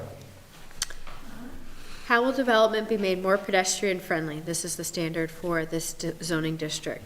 There must be a direct pedestrian connection between the principal building entrance and the sidewalk or path along adjoining streets. This is in contrast to the current situation in which the connection is from the parking area. Building line to the sidewalk. New buildings must come to the sidewalk. This means that parking and outdoor sales must move to the side or rear of the building or into a structure. An exception may be made for an entry plaza or courtyard, and exceptions for accessible parking, or where terrain and necessary grading make bringing the building to the sidewalk impractical. Seems like there's some flexibility in there to me. I just have a question. Aren't we providing direct pedestrian access between the sidewalk infrastructure along the street and the main entrance? Granted, you have to travel along the parking lot, but isn't that direct pedestrian access? It would meet the direct pedestrian access, but new buildings must come to the sidewalk. Parking must move to the side or rear or into a structure. So I think as proposed, it does meet that pedestrian connection. Yeah. But the challenge is with where the building fronts and this creation of parking that's kind of in the front along Alpine. I'm sorry, which parking along Alpine? That parking right there? Yeah. I mean, yeah. Just, yeah.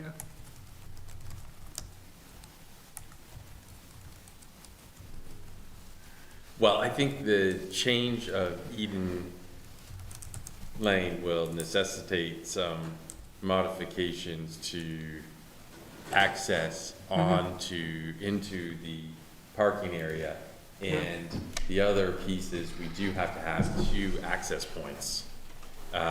So from a fire safety standpoint, I think they're gonna require us to have two separate entrances there, for these apartment buildings. So I think we can work through that. I think the road change is gonna change some of the other little things that we, how we modify that.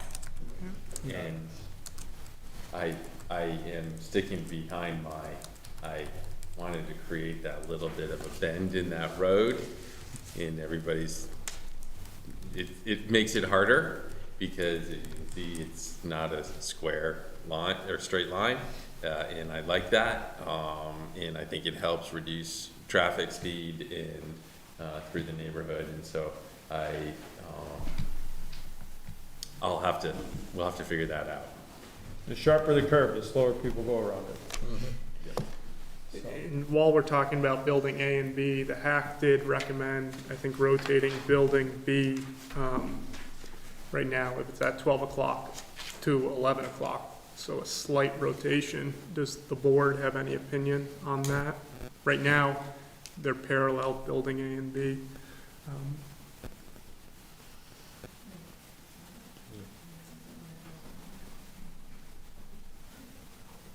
Pete, I'm gonna let somebody else talk for a minute.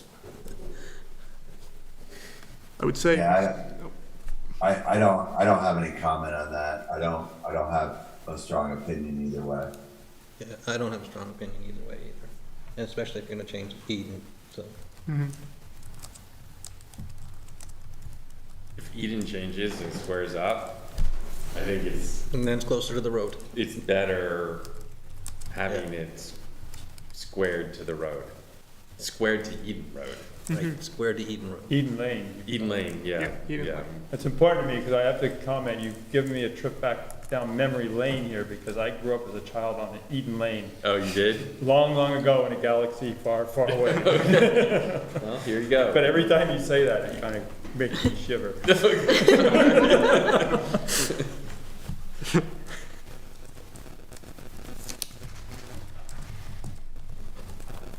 Okay.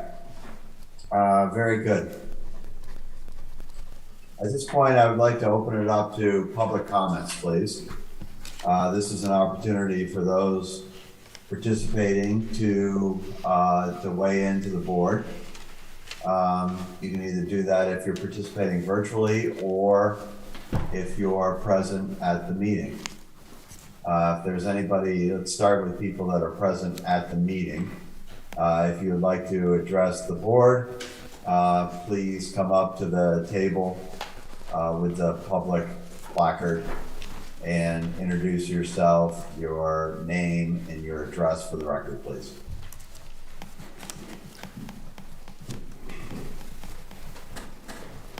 Here? Yep.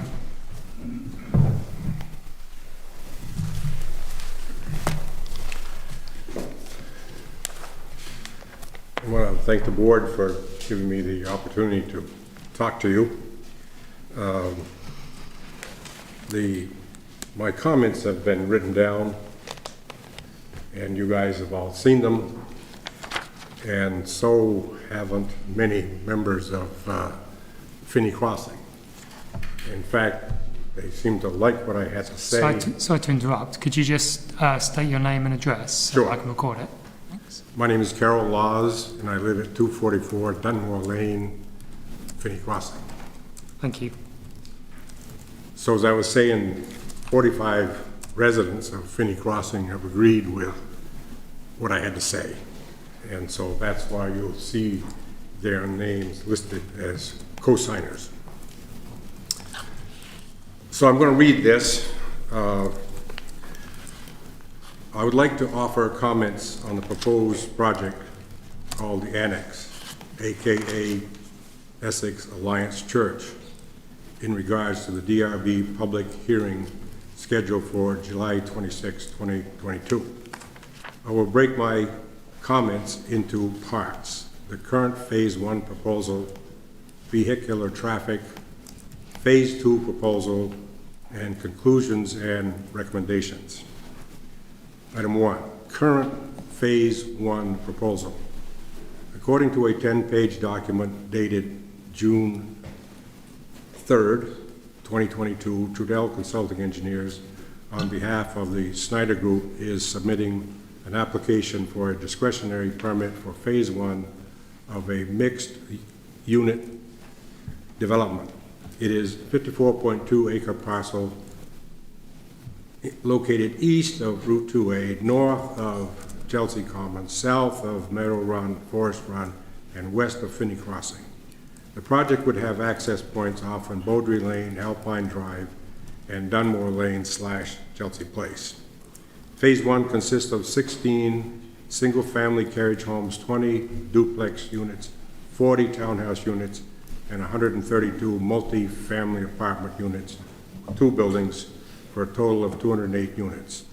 And that's apparently, as has been discussed, 173.5 equivalent units. Phase 2, which is not being proposed for approval at this time, has 2 carriage homes, 32 duplex and townhouse units, and 65 senior living units, 1 building, for a total of 135. Total project would be 343 units. Item 2, vehicular traffic. A traffic impact assessment, TIA, dated June 1, 2022, was prepared by Trudell Consulting Engineers for this project. The TIA will look at the full build-out of phases 1 and 2, consisting of 18 carriage homes, 92 duplexes and townhouses, 168 multifamily apartments, and 65 multifamily senior living units. The project will be accessed by 3 new streets: an extension of Beaudry Lane, an existing private drive with direct access to Essex Road, which is called, obviously, Route 2A. An extension of an existing private drive serving the Vermont State Employees Credit Union with direct access to Route 2A, to be named Alpine Drive.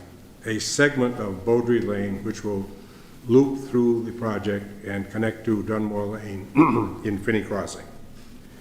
It is important to note that the report says all 3 accesses and the primary internal roadways will be constructed or reconstructed to local public street standards.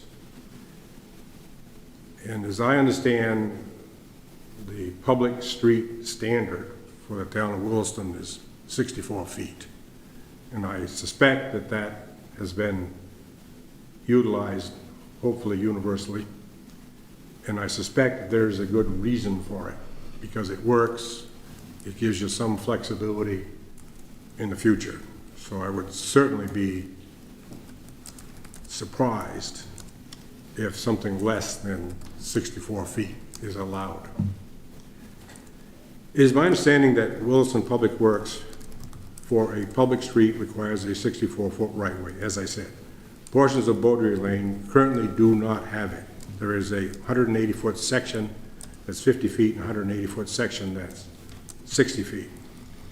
A memo from the Williston Department of Public Works says the right-of-way on Beaudry Lane shall meet our standards. Snyder's proposal keeps the 50 and 60-foot right-of-ways. Therefore, I would say it does not comply with Williston public street specification requiring a 64-foot right-of-way.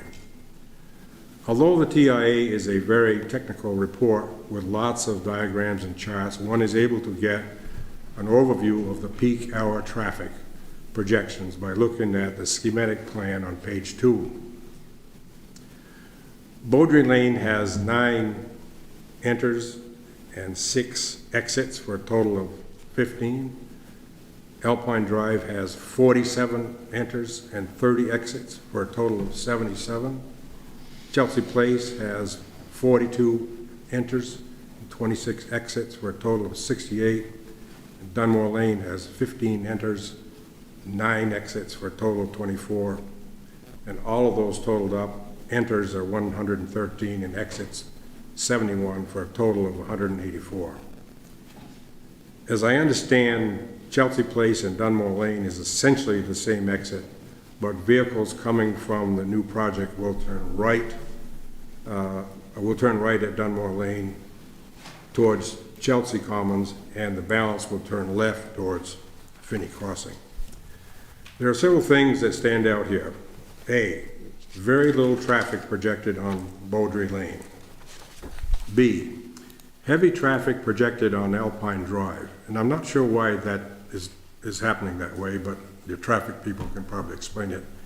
Heavy traffic is projected on Chelsea Place, and moderate traffic is projected on Dunmore Lane. And the peak hour, all exits, is 184. I want to focus on Dunmore Lane projections because that's where I live, at 244 Dunmore Lane.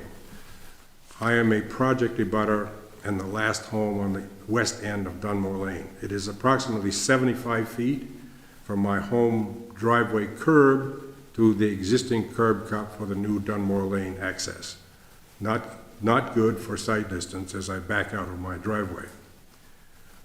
One must add the 24 vehicle peak hour traffic projection to the existing traffic. And I'll be careful how I say this. As an old retired guy who spends many hours on the front porch, I would say the existing peak hour traffic is 4 to 6 vehicles. Let's say the total is 30, which means 1 vehicle every 2 minutes. Not much time for me and 19 other Dunmore Lane owners to back their vehicle out of their garage and onto Dunmore Lane. As I personally know the traffic engineer, Roger Dickinson, at TCE, I was pleased that he would talk with me about this project. And we had a telephone conversation on the 22nd of June. And here are his comments. All 3 public accesses will be public streets. No traffic lights are required on Route 2A or Dunmore Lane. No right or left turn lanes are required at Route 2A. The total daily traffic from the new project at the Dunmore Lane is estimated at 240 vehicles. The total daily traffic from the new project at all exits is estimated at 2,200 vehicles. Item 3, Phase 2 proposal. At this time, it is not being proposed for approval. As was noted earlier, it would consist of 135 units. I have correspondence from the town planner, Emily Heyman, that, quote, we expect that Snyder will seek the remaining 70 allocation units over the next few years. I believe the 70 allocation units would cover the actual 135 units. Conclusion and recommendations. Let me summarize my thoughts regarding increased traffic on Dunmore Lane if a full access public street from the new project is allowed to connect to Dunmore Lane. The Snyder project, also called the Annex, is the former Essex Alliance Church project. The Essex Alliance Church project received their permit or at least one of their permits in 2009 when Finney Crossing was approved but not constructed. The EAC primary exit to Route 2A at that time was Alpine Drive and the secondary exit was Beaudry Lane. Neither exits required traffic lights as traffic was judged to be minimal on Route 2A on Sundays when most of the church traffic would occur. The town of Williston required a 3rd access point at the site's southeast corner to Chelsea Place, which is the western end of Dunmore Lane. It is very important to note that the town wanted the 3rd access point to, quote, provide circulation between developments and was, quote, not intended for through traffic, end quote. So one can assume that Dunmore Lane and other Finney Crossing streets were designed for a small amount of additional traffic, primarily on Sundays. Further, one could understand why, with only moderate traffic generated on Sundays, that the 20 homes on Dunmore Lane could safely back their vehicles onto Dunmore Lane. It is my contention that a big percentage of annex homeowners will choose the Dunmore Lane exit because A, the Alpine Drive and Beaudry Lane exits onto Route 2A will be very difficult due to the very heavy traffic on Route 2A. It will be even more difficult without traffic lights. B, the easiest access to the interstate is through Finney Crossing. 3 traffic lights versus 6 traffic lights. The easiest access to box stores, restaurants, shops, and services. And D, no need to pass through Taft Corners. It makes sense, based on the above, that there will be a tremendous increase in, quote, through traffic, unquote, on Dunmore Lane, Maidstone Lane, and Zephyr Road. It could create hazardous conditions for those 20 residents backing their vehicles onto Dunmore Lane. To the best of my abilities, there is not a single school-aged child living in any of these 20 homes. This means residents are older and may not hear or see as well. Dunmore Lane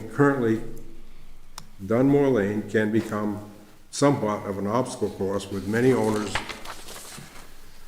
parking their vehicles on the street, plus FedEx, UPS, USPS, maintenance trucks, and visitors. Imagine what it will be if the traffic is increased 5 to 10 times. It is obvious from the above that Dunmore Lane was not designed for the, quote, through traffic, end quote. There has been a big change in conditions since the 2009 permit was issued, so it makes sense to reevaluate whether the permit still makes sense. Here are some recommendations that I hope will be seriously considered. A, provide 2 public accesses from the new project to Route 2A via Alpine Drive and Beaudry Lane with traffic lights and right and left turn lanes. At the very least, provide traffic lights at Alpine Drive with turning lanes. B, make the access to Dunmore Lane and Chelsea Place a gated, limited access for emergency vehicles, police, fire, and school buses. It could be open from 10 p.m. to 6 a.m.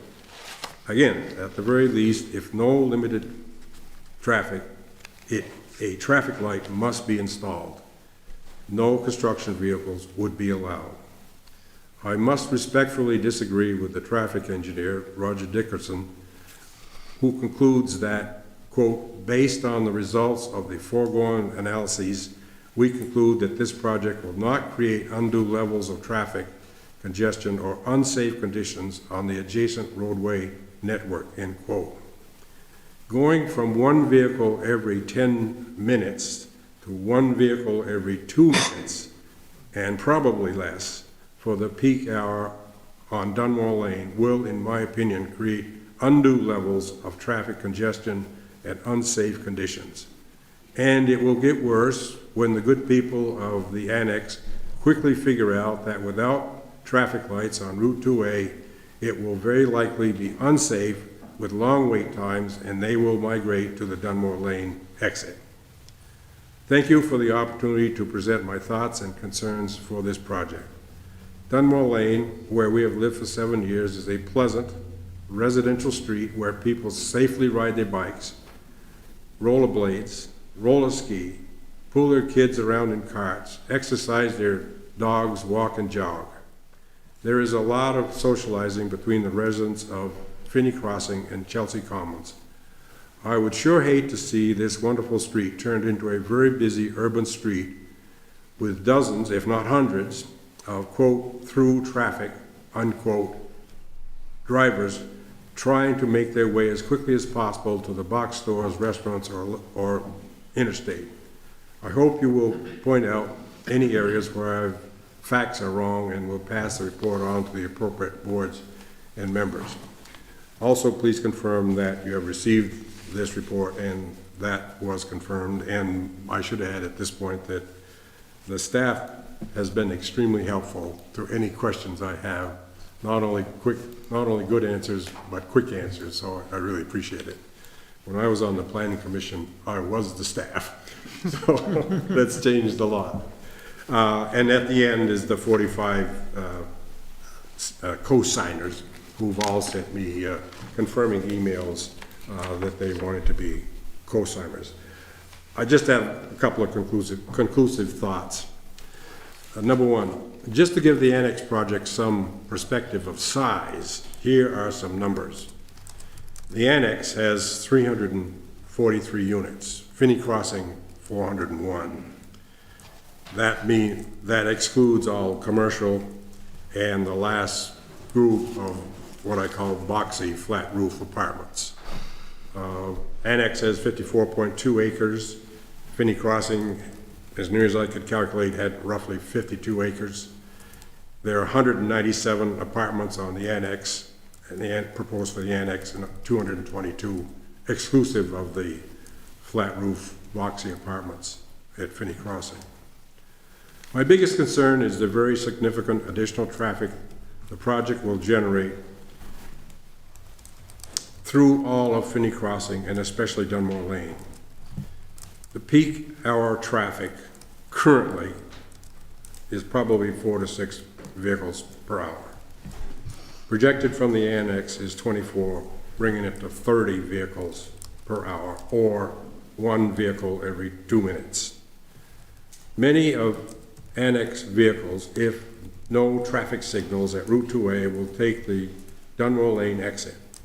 Many will not take the Chelsea Place exit because many residents park their vehicles on the street, making it somewhat of an obstacle course.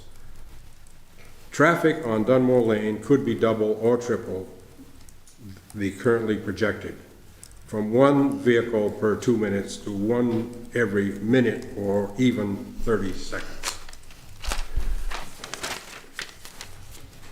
I am well aware that the town has written a memo to the VTrans recommending turning lanes and/or traffic lights at Route 2A, and I appreciate that. I do have a comment, as I just found out that the town has hired an independent consultant to review, I think, water, sewer, and roads, but not traffic. And so my question is, why not have the town hire an independent consultant to review traffic? In conclusion, all the many residents of Finney Crossing want is a safe and pleasant community to live, raise a family, and retire. We are sure that the future residents of the annex want the same thing. Thank you. All right. Thank you. Thank you very much.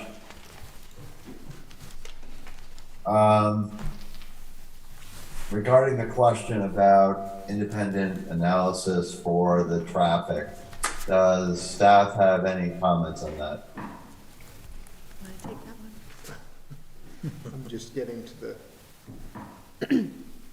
So our bylaw requires that a traffic study be submitted, and it calls for the ITE manual that follow those standardized rules for preparing a traffic study. But our bylaw is silent on, deferring to independent review, and importantly, deferring the cost of independent review to the applicant. That's different than the public works specifications, which do have the authority to require independent review and require the applicant to pay for that independent review. Because the public works are going to take over water, sewer as public infrastructure, it's connecting with existing public infrastructure, there's a lot of minutia in the details there. Yeah. So the public works standard specifications exercise a high degree of control over things that would be constructed by a private developer but later taken under ownership and maintenance by the town. And that's really where that kind of independent review comes from. We do look at traffic impact, but the standards in our bylaw do not set limits on the amount of traffic created by a development, other than to say, study shall examine warrants for intersection improvements or improvements to existing roadways where that impact will take place. In other words, we can see traffic impact in a study, but our bylaw doesn't say, well, at this point there's denial.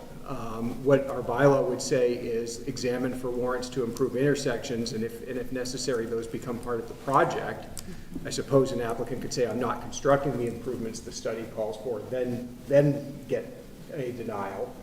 But the truth is, the town, in terms of how it manages improvements to its own infrastructure, manages the impacts of traffic through some project conditioning in response to traffic studies, and mostly through the assessment of traffic impact fees and constructions of improvements in the area.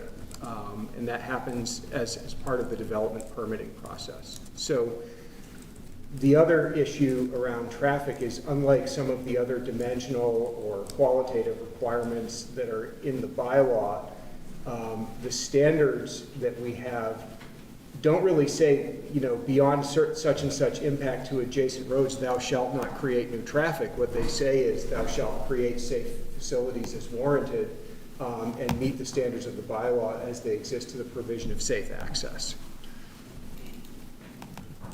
I hope that wasn't just totally confusing, but the point is, we often at the DRB hear comment that a project will create new vehicle trips. Most of them will.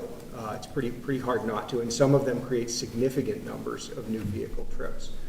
But there's not a break point in the bylaw that says beyond some certain number of trips, projects won't be approved, or even necessarily that, you know, beyond certain level of service impacts to intersections, projects won't be approved. It's part of the consideration of what the town might ask an applicant to do in terms of their infrastructure. You've seen the comment letter from multiple staff departments really asking V-Trans to take a hard look at what infrastructure improvements they might want along their state highways, which again, you know, the town does not control, but we can ask nicely like anybody. But to some degree, the town's position around the creation of new vehicle trips is a reactive one. Just the nature of the role we play in our relationship to new growth in town. So I understand your comment that you basically are following the rules. I think I would like to focus on the word safe. In my opinion, and many of my neighbors, the increase in traffic from from one vehicle every 10, 15 minutes to one vehicle every 2 minutes, and most likely even more vehicles if there's no traffic lights at Route 2A. And after a few of the fine annex residents try to weave their way through Chelsea Commons, nothing wrong with Chelsea Commons, it's a fine community, we know a number of the people, but many of them have 2 cars and a 1-car garage. And some of them have 2 cars and a 1-car garage, which they don't park their car in. So there's a lot of vehicles in Chelsea Commons, and I suspect that the people coming from the annex will choose not to go that way. And there's only one alternative, and that's Dunmore Lane. And so I really want to focus on safe. And I just, in my mind, can't be convinced that that drastic an increase in traffic is going to be safe for all us older people who we don't have to back our cars out of the garage. We can back our cars in and drive out, but I think they're equally unsafe. It doesn't solve the problem. So I'm just very concerned that the nature of that street is going to change dramatically.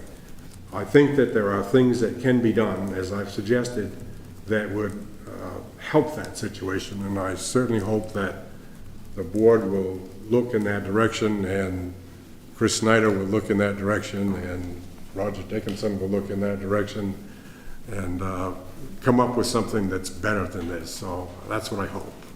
That's the big concern we have. And again, I appreciate all your time and your efforts, and I think it can be a nice project over there, Chris. I may even move over. Thank you very much. Thanks. All right, thank you. Other members of the public that would like to speak? Jim? Yes, please. Jim Thornton, 44 Chelsea Place. I'd like to build on what's already been said, only turn from Benny Crossing to Chelsea Place. We already have people coming off of 2A down Night Lane, blowing off our stop sign at Night Lane and Chelsea Place in order to avoid going to the red light. They may be going 30 miles an hour, but it's still 5 miles an hour over our posted speed limit. And we do have cars parked on the street, and sometimes we do that quite intentionally. I honestly park on the other side of the street from my neighbor's car as a calming action. And I'm not sure how the traffic study was done on 2A, but if you go there in the morning and watch it coming from Essex through Williston on 2A,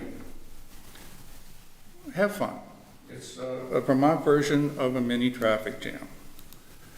And if you're going north in the afternoon, I have witnessed this time after time. I turn off at Zephyr. And I say almost pretty much every day, thank God I'm turning off at Zephyr. Because from Night Lane up to Mountain View Road, the cars are backed up and they are crawling. I cannot comprehend that a traffic study missed that absolutely critical point. Now, if you add traffic coming and going from Beaudry, let's be honest, they're going to go the other direction. They're going to go down Beaudry, turn onto Chelsea Place, go down to Zephyr, either go to the light there or turn the other direction to go to wherever. It's just going to happen. And I don't think you have to do a traffic study or be an engineer to figure that out. It's going to happen. It's already happening to us. Narrow streets, children in the streets, because we are a quiet neighborhood. We try to be careful, but I'm passionate about this. This is going to be an incredible strain on us. And I'm not focusing on you. I'm focusing on the people that are saying we don't need a stop sign. We don't need a three-way stop. We don't need a traffic light. Seriously. Seriously? I'm just asking, I understand your constraints. I totally respect that, but I am asking you to pass the word back to respect the neighborhoods that are in place with traffic control. With all due respect to the developers and to your position, I completely understand you're working within your confines, but please give that pushback. Thank you. Okay, thank you. Other members of the public that would like to address the board? A reminder to Zoom participants to raise your hand or let us know in the chat if you'd like to speak.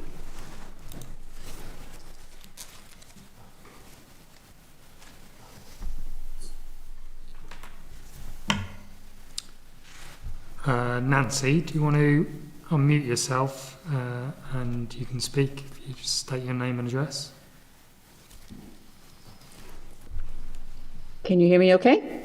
Yep, yeah. We can hear you. Okay. Hi, yes. My name is Nancy Sophia Harrington. My husband Scott and I live on 103 Dunmore Lane. And I too would like to express my concerns with the impact of the additional traffic that's going to be dumping on Dunmore Lane as a result of this project. I work from home and my office faces the street, and throughout the day, I see many people using the sidewalks and road throughout the day. It's a quiet street, and it's not uncommon to see young children learning to ride a bike or a scooter. They're not my immediate neighbors, and I suspect they use our street because it's quiet and it's safe. And Zephyr is a busy road, and our street is probably preferred because of the traffic.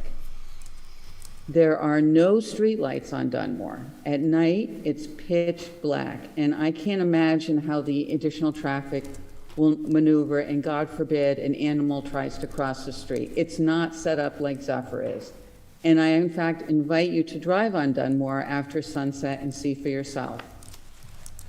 I concur with the comments that were given earlier by Carol Laws, and I agree, and according to the traffic study, it's going to increase to 1 vehicle every 2 minutes. And I suspect it will be more than that, as residents will not favor Beaudry Lane or Alpine Lane because Route 2A is a nightmare. And I can see them cutting through because it'll be favorable. And I just hope to God that there isn't a child that's in the way as somebody's speeding down the road, you know, trying to get to the other side quick. And I do understand that there was a previous approval for the church, and I knew that buying, but the impact of the additional traffic is throughout the day and is very different than just peak traffic during service hours. Thank you. Thank you, Nancy. Other members of the public that would like to address the board?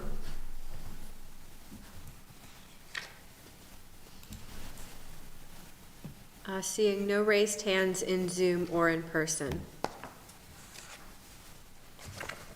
Okay, thank you. DRB members, any last questions?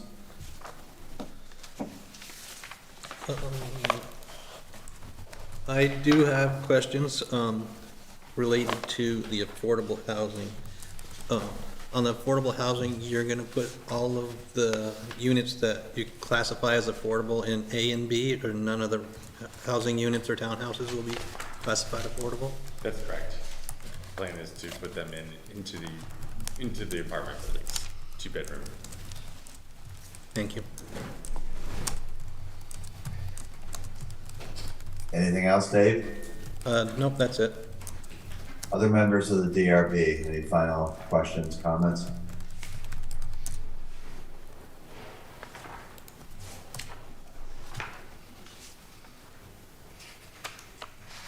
Chris Snyder and team, any final comments or questions?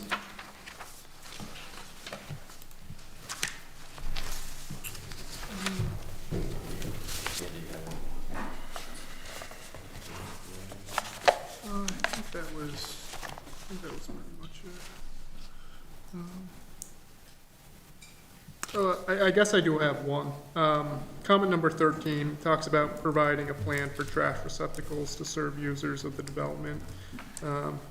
Actually, comment number 14, locate solid waste containers within the building or within an architectural extension of the apartment. I know this is the preferred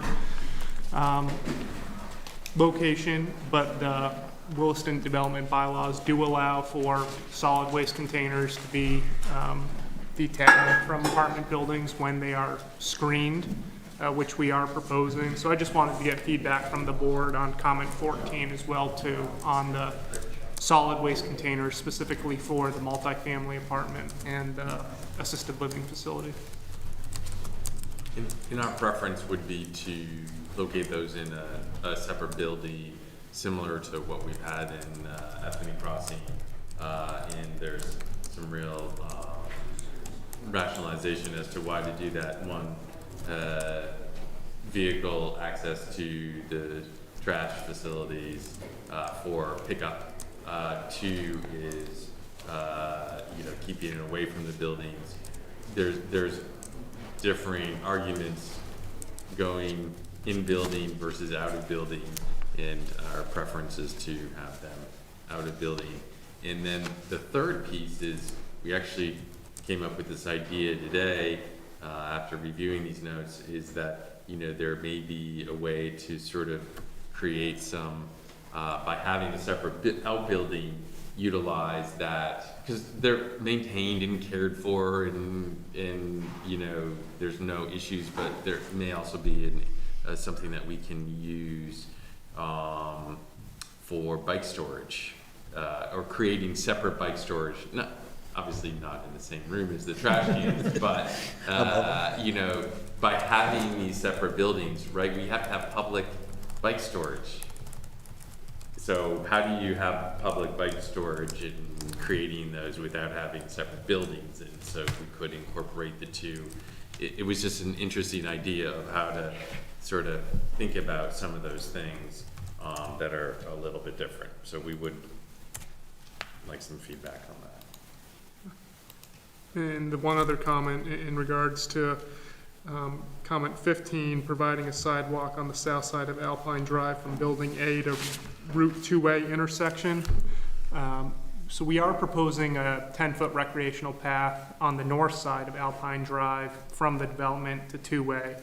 The south side is really limited by the existing right-of-way, and the existing Alpine Drive Road kind of abuts that southern right-of-way, and it's pretty close to that. So I think we'd be okay with extending the sidewalk on the north side of Building B, the south side of Alpine Drive, to the property line, which I think staff also mentioned that in their report, and then potentially doing a crosswalk over to the north to the recreational path. We're just really limited on space there to extend the sidewalk along Alpine Drive. On the south side? On the south side, yes, correct. So there's a rec path on the north side, and it's sort of how the original permit for the bank entrance, the road is right along that right-of-way line. So it's just kind of, how that got created a little bit of a challenge on that south side. And Public Works was okay with just, when looking at Alpine, or when looking at Beaudry Lane, they were okay with just the rec path on one side of the road. They said they didn't necessarily need the sidewalk on the opposite side. I kind of view that as the same here with the rec path on the north side of the road. If you can get clarification from Public Works on their needs for sidewalks, that would be great, because I don't understand what they need a sidewalk for anyway, because they don't use them. Yeah. It's the people that live here that use them, and if they're gonna go out, I mean, where's the bus stop gonna be? And whether you put that in or somebody else does, as traffic increases and people wanna reduce traffic along 2A, they need to start riding the bus more and whatnot.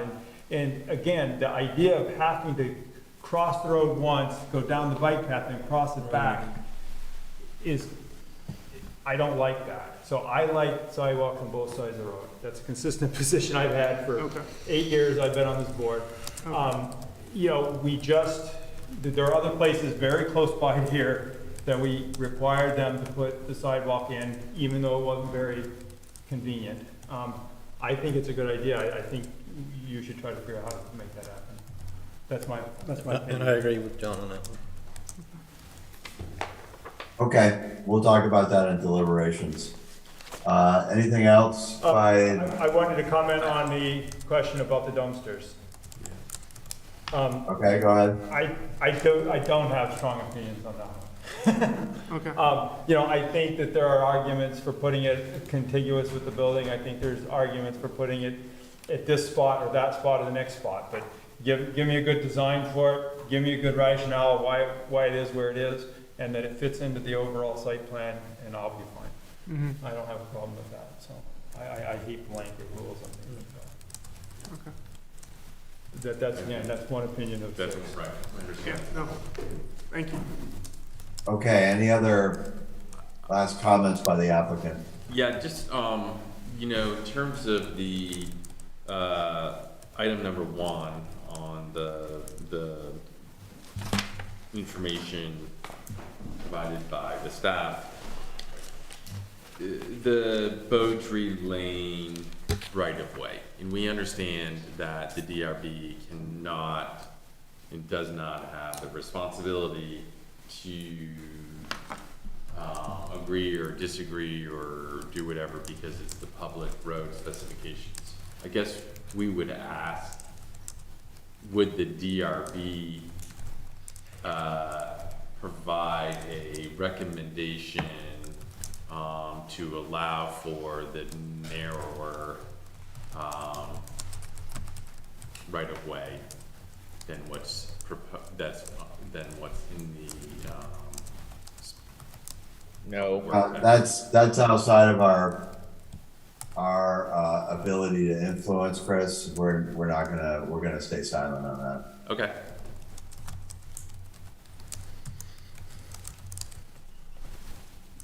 Anything else? Only that I concur with you on that last statement. I concur too.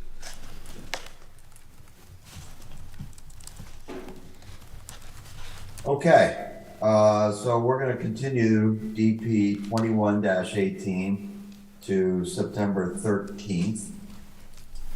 Thank you, everyone, for participating. Thank you for the feedback. Thank you.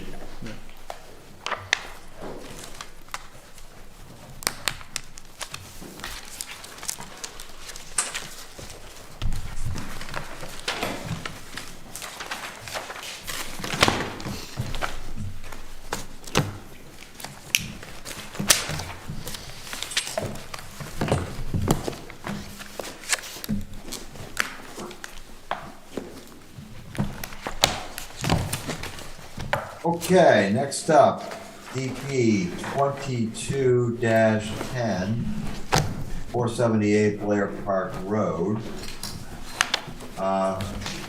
Who is present from the applicant?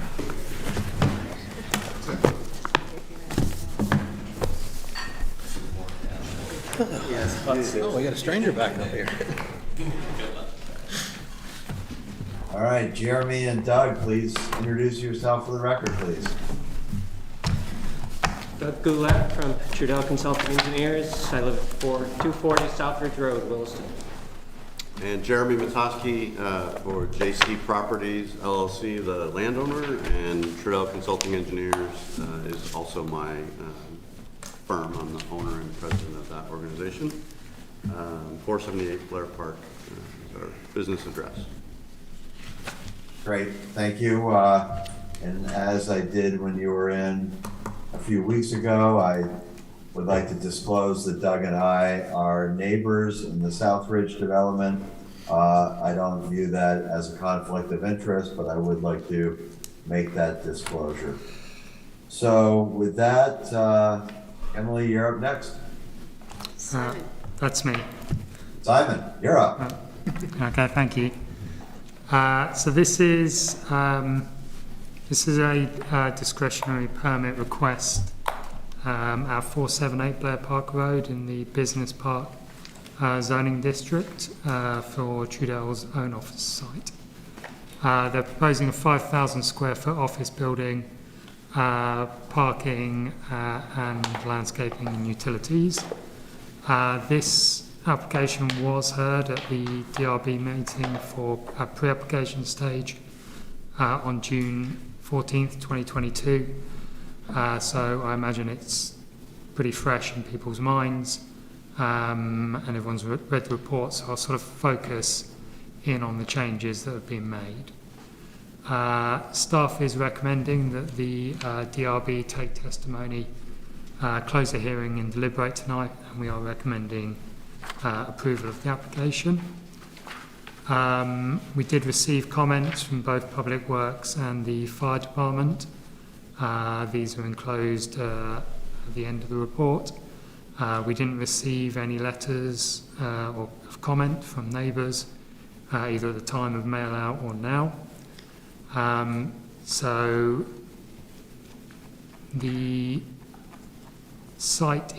parcel is within the Taft Corners form-based code area. And as Emily mentioned earlier, the Select Board's holding hearings on adopting that code at the moment. This DP application was submitted on June the 15th, which is one day prior to the hearing being warned on June the 16th. And as such, it is vested in the old bylaws, the current bylaws, which means the DRB should ignore the form-based code and focus solely on the existing bylaw standards. So the access remains, as you saw, at pre-app stage, sharing the same access. The applicant did provide the trip generation data that was requested, so that's an additional 8 a.m. peak trips and 11 p.m. peak trips.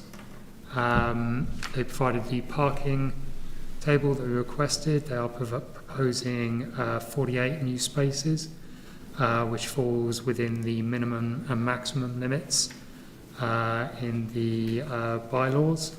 They're also proposing 6 short-term parking spaces, which is compliant, along with 4 long-term spaces within the building and 2 end-of-trip facilities. And although not a requirement of the permit, they have got sort of future conduit shown for charging stations. So the next change has been that the solid waste and snow storage are both shown. The solid waste enclosure has been moved to adjoin the garage. As we discussed earlier, the bylaws do prefer solid waste containers within the structure they serve, but they do allow them to be outside of buildings as long as they're not on a pedestrian way and are sufficiently distant from the building's main entrance. And we do think that this location is acceptable. The fire department have requested that it be 30 feet away from any structure, but that's not enforceable under the bylaws, so this location is acceptable. The applicant has added in screening to both this trash enclosure and the HVAC mechanical plant on the western boundary of the building. The proposal was reviewed by the HAC application stage. The building hasn't actually changed since that point. They did find the building to comply with the design review criteria as proposed, but they did recommend some variation in colour or material between the two buildings, between the new building and the original building, so that they can read as distinct buildings but complementary. So we've sort of retained that recommendation as a condition. The applicant has developed their landscaping plan since pre-application stage to demonstrate compliance with the relevant chapter of the bylaw. Looking along here, the west buffer has been improved. There's more planting in the sort of southern part of the buffer to meet the requirements, and they've also proposed additional planting. I think there's 4 extra trees along the sort of front boundary with Blair Park Rd to meet that landscape buffer requirement. And they've also made a couple of tweaks just to relocate the gas line and provide screening to the utility box, should it be required. They've also provided a lighting plan. This shows that all the fixture types, total illumination levels, the illumination of the parking lot, and the timing and the automatic light dimming on the parking lot comply. There was a minor notation on the lighting plan that indicated a sort of quarter of the building lights were going to remain on after hours, which doesn't strictly comply with our bylaws. We've recommended that that's ironed out under condition to either use motion activated lighting or demonstrate how they comply with the security requirements of the bylaw. So those are the main points I just wanted to highlight, and just to say it is recommended for approval. Great, thank you, Simon. Jeremy and Doug, have you read the proposed conditions of approval, and do you have any concerns or any of those items would you like to highlight and have a discussion on? We have reviewed them and we're good with them. Having said that, maybe we'll spend a few seconds talking about them. Condition 8 talks about the final plan shall address how the lighting will be controlled. As Simon said, there's a note on the lighting plan that said one of the exterior lights would stay on through the course of the evenings. I think that may have been a carryover. We're fine with making all the lights motion sensitive, so after dark they will all go off unless there's a movement underneath their receptive area. Okay. With regards to the HAC comments, the proposed building is shown as burgundy. I don't know if you better color, Jeremy. The existing building used to be that similar color, but has since been painted sort of a slate gray. So there will be I think there will be complementary colors, but definitely the two buildings will be different colors as recommended by the HAC.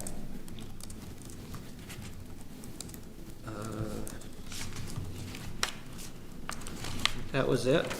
Public Works had a number of comments on sewer connections, sewer details, which all show up on sheet C301, so I'm guessing they may have just missed that sheet, which shows all the proposed sewer, existing sewers, rims, inverts, everything you need to know. So, so 5 out of their 7 comments are addressed in that one sheet. And as always, we'll work with the fire department to try to meet as many of their requests as we can. I think that was it as far as loose ends. Okay, very good. DRB members, any questions? I'm good. All set. No.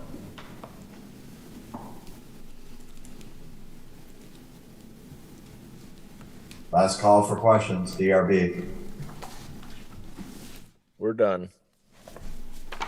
Okay, Doug and Jeremy, any last thoughts or comments? No, we're happy, thank you. It's late. I'm sure you guys want to get home, so we're good. Okay, I'm going to close DP 22-10 at 9:44. Thank you for coming.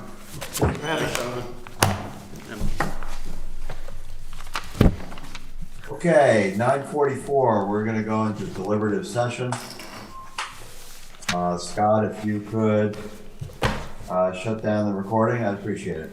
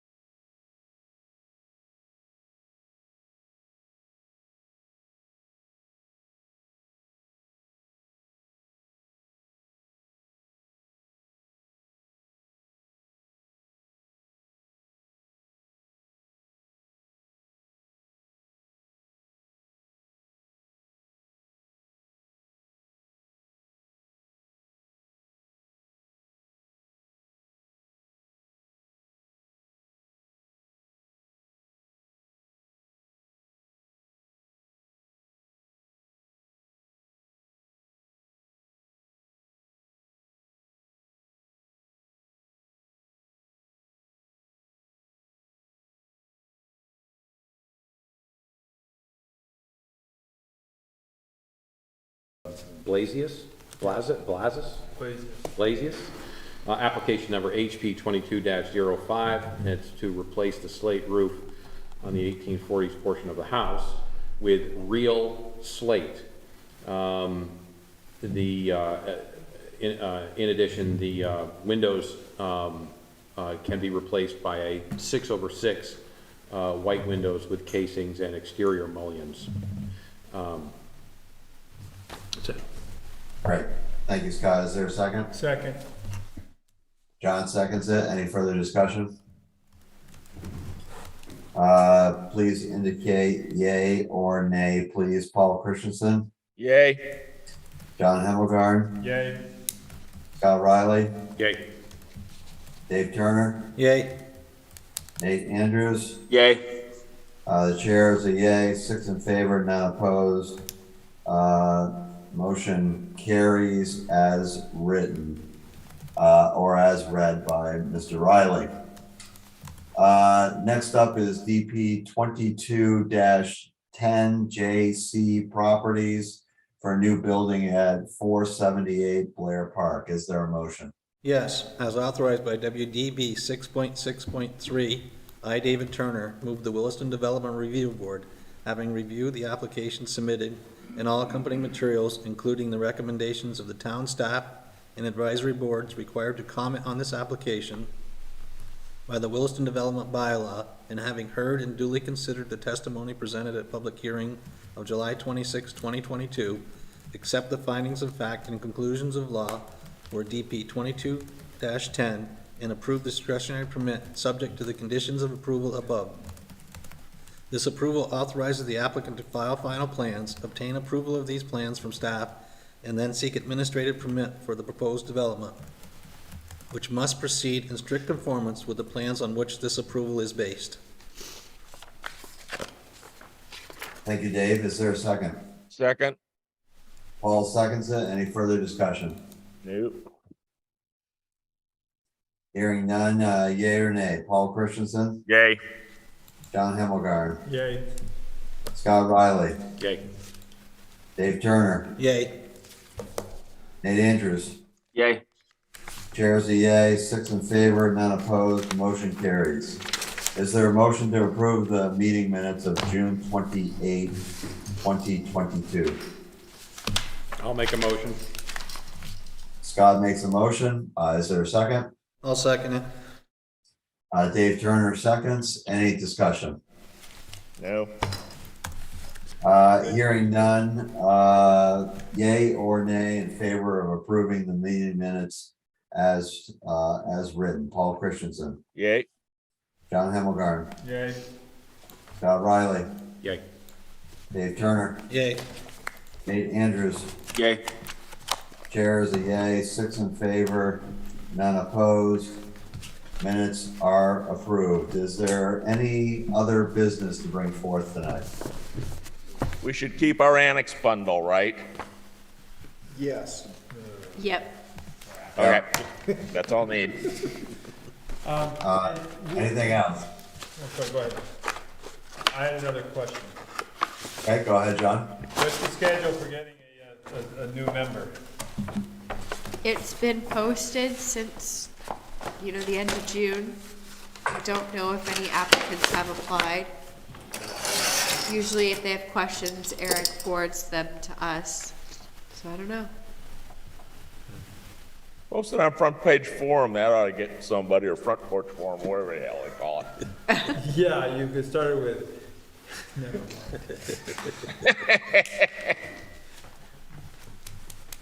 Any other business for this board? No. Hearing none, is there a motion to adjourn? So moved. Is there a second? I'll second it. Any discussion? All those in favor indicate by saying aye. Aye. Aye. Thank you, everyone. Thank you, Peter. Get well, Pete.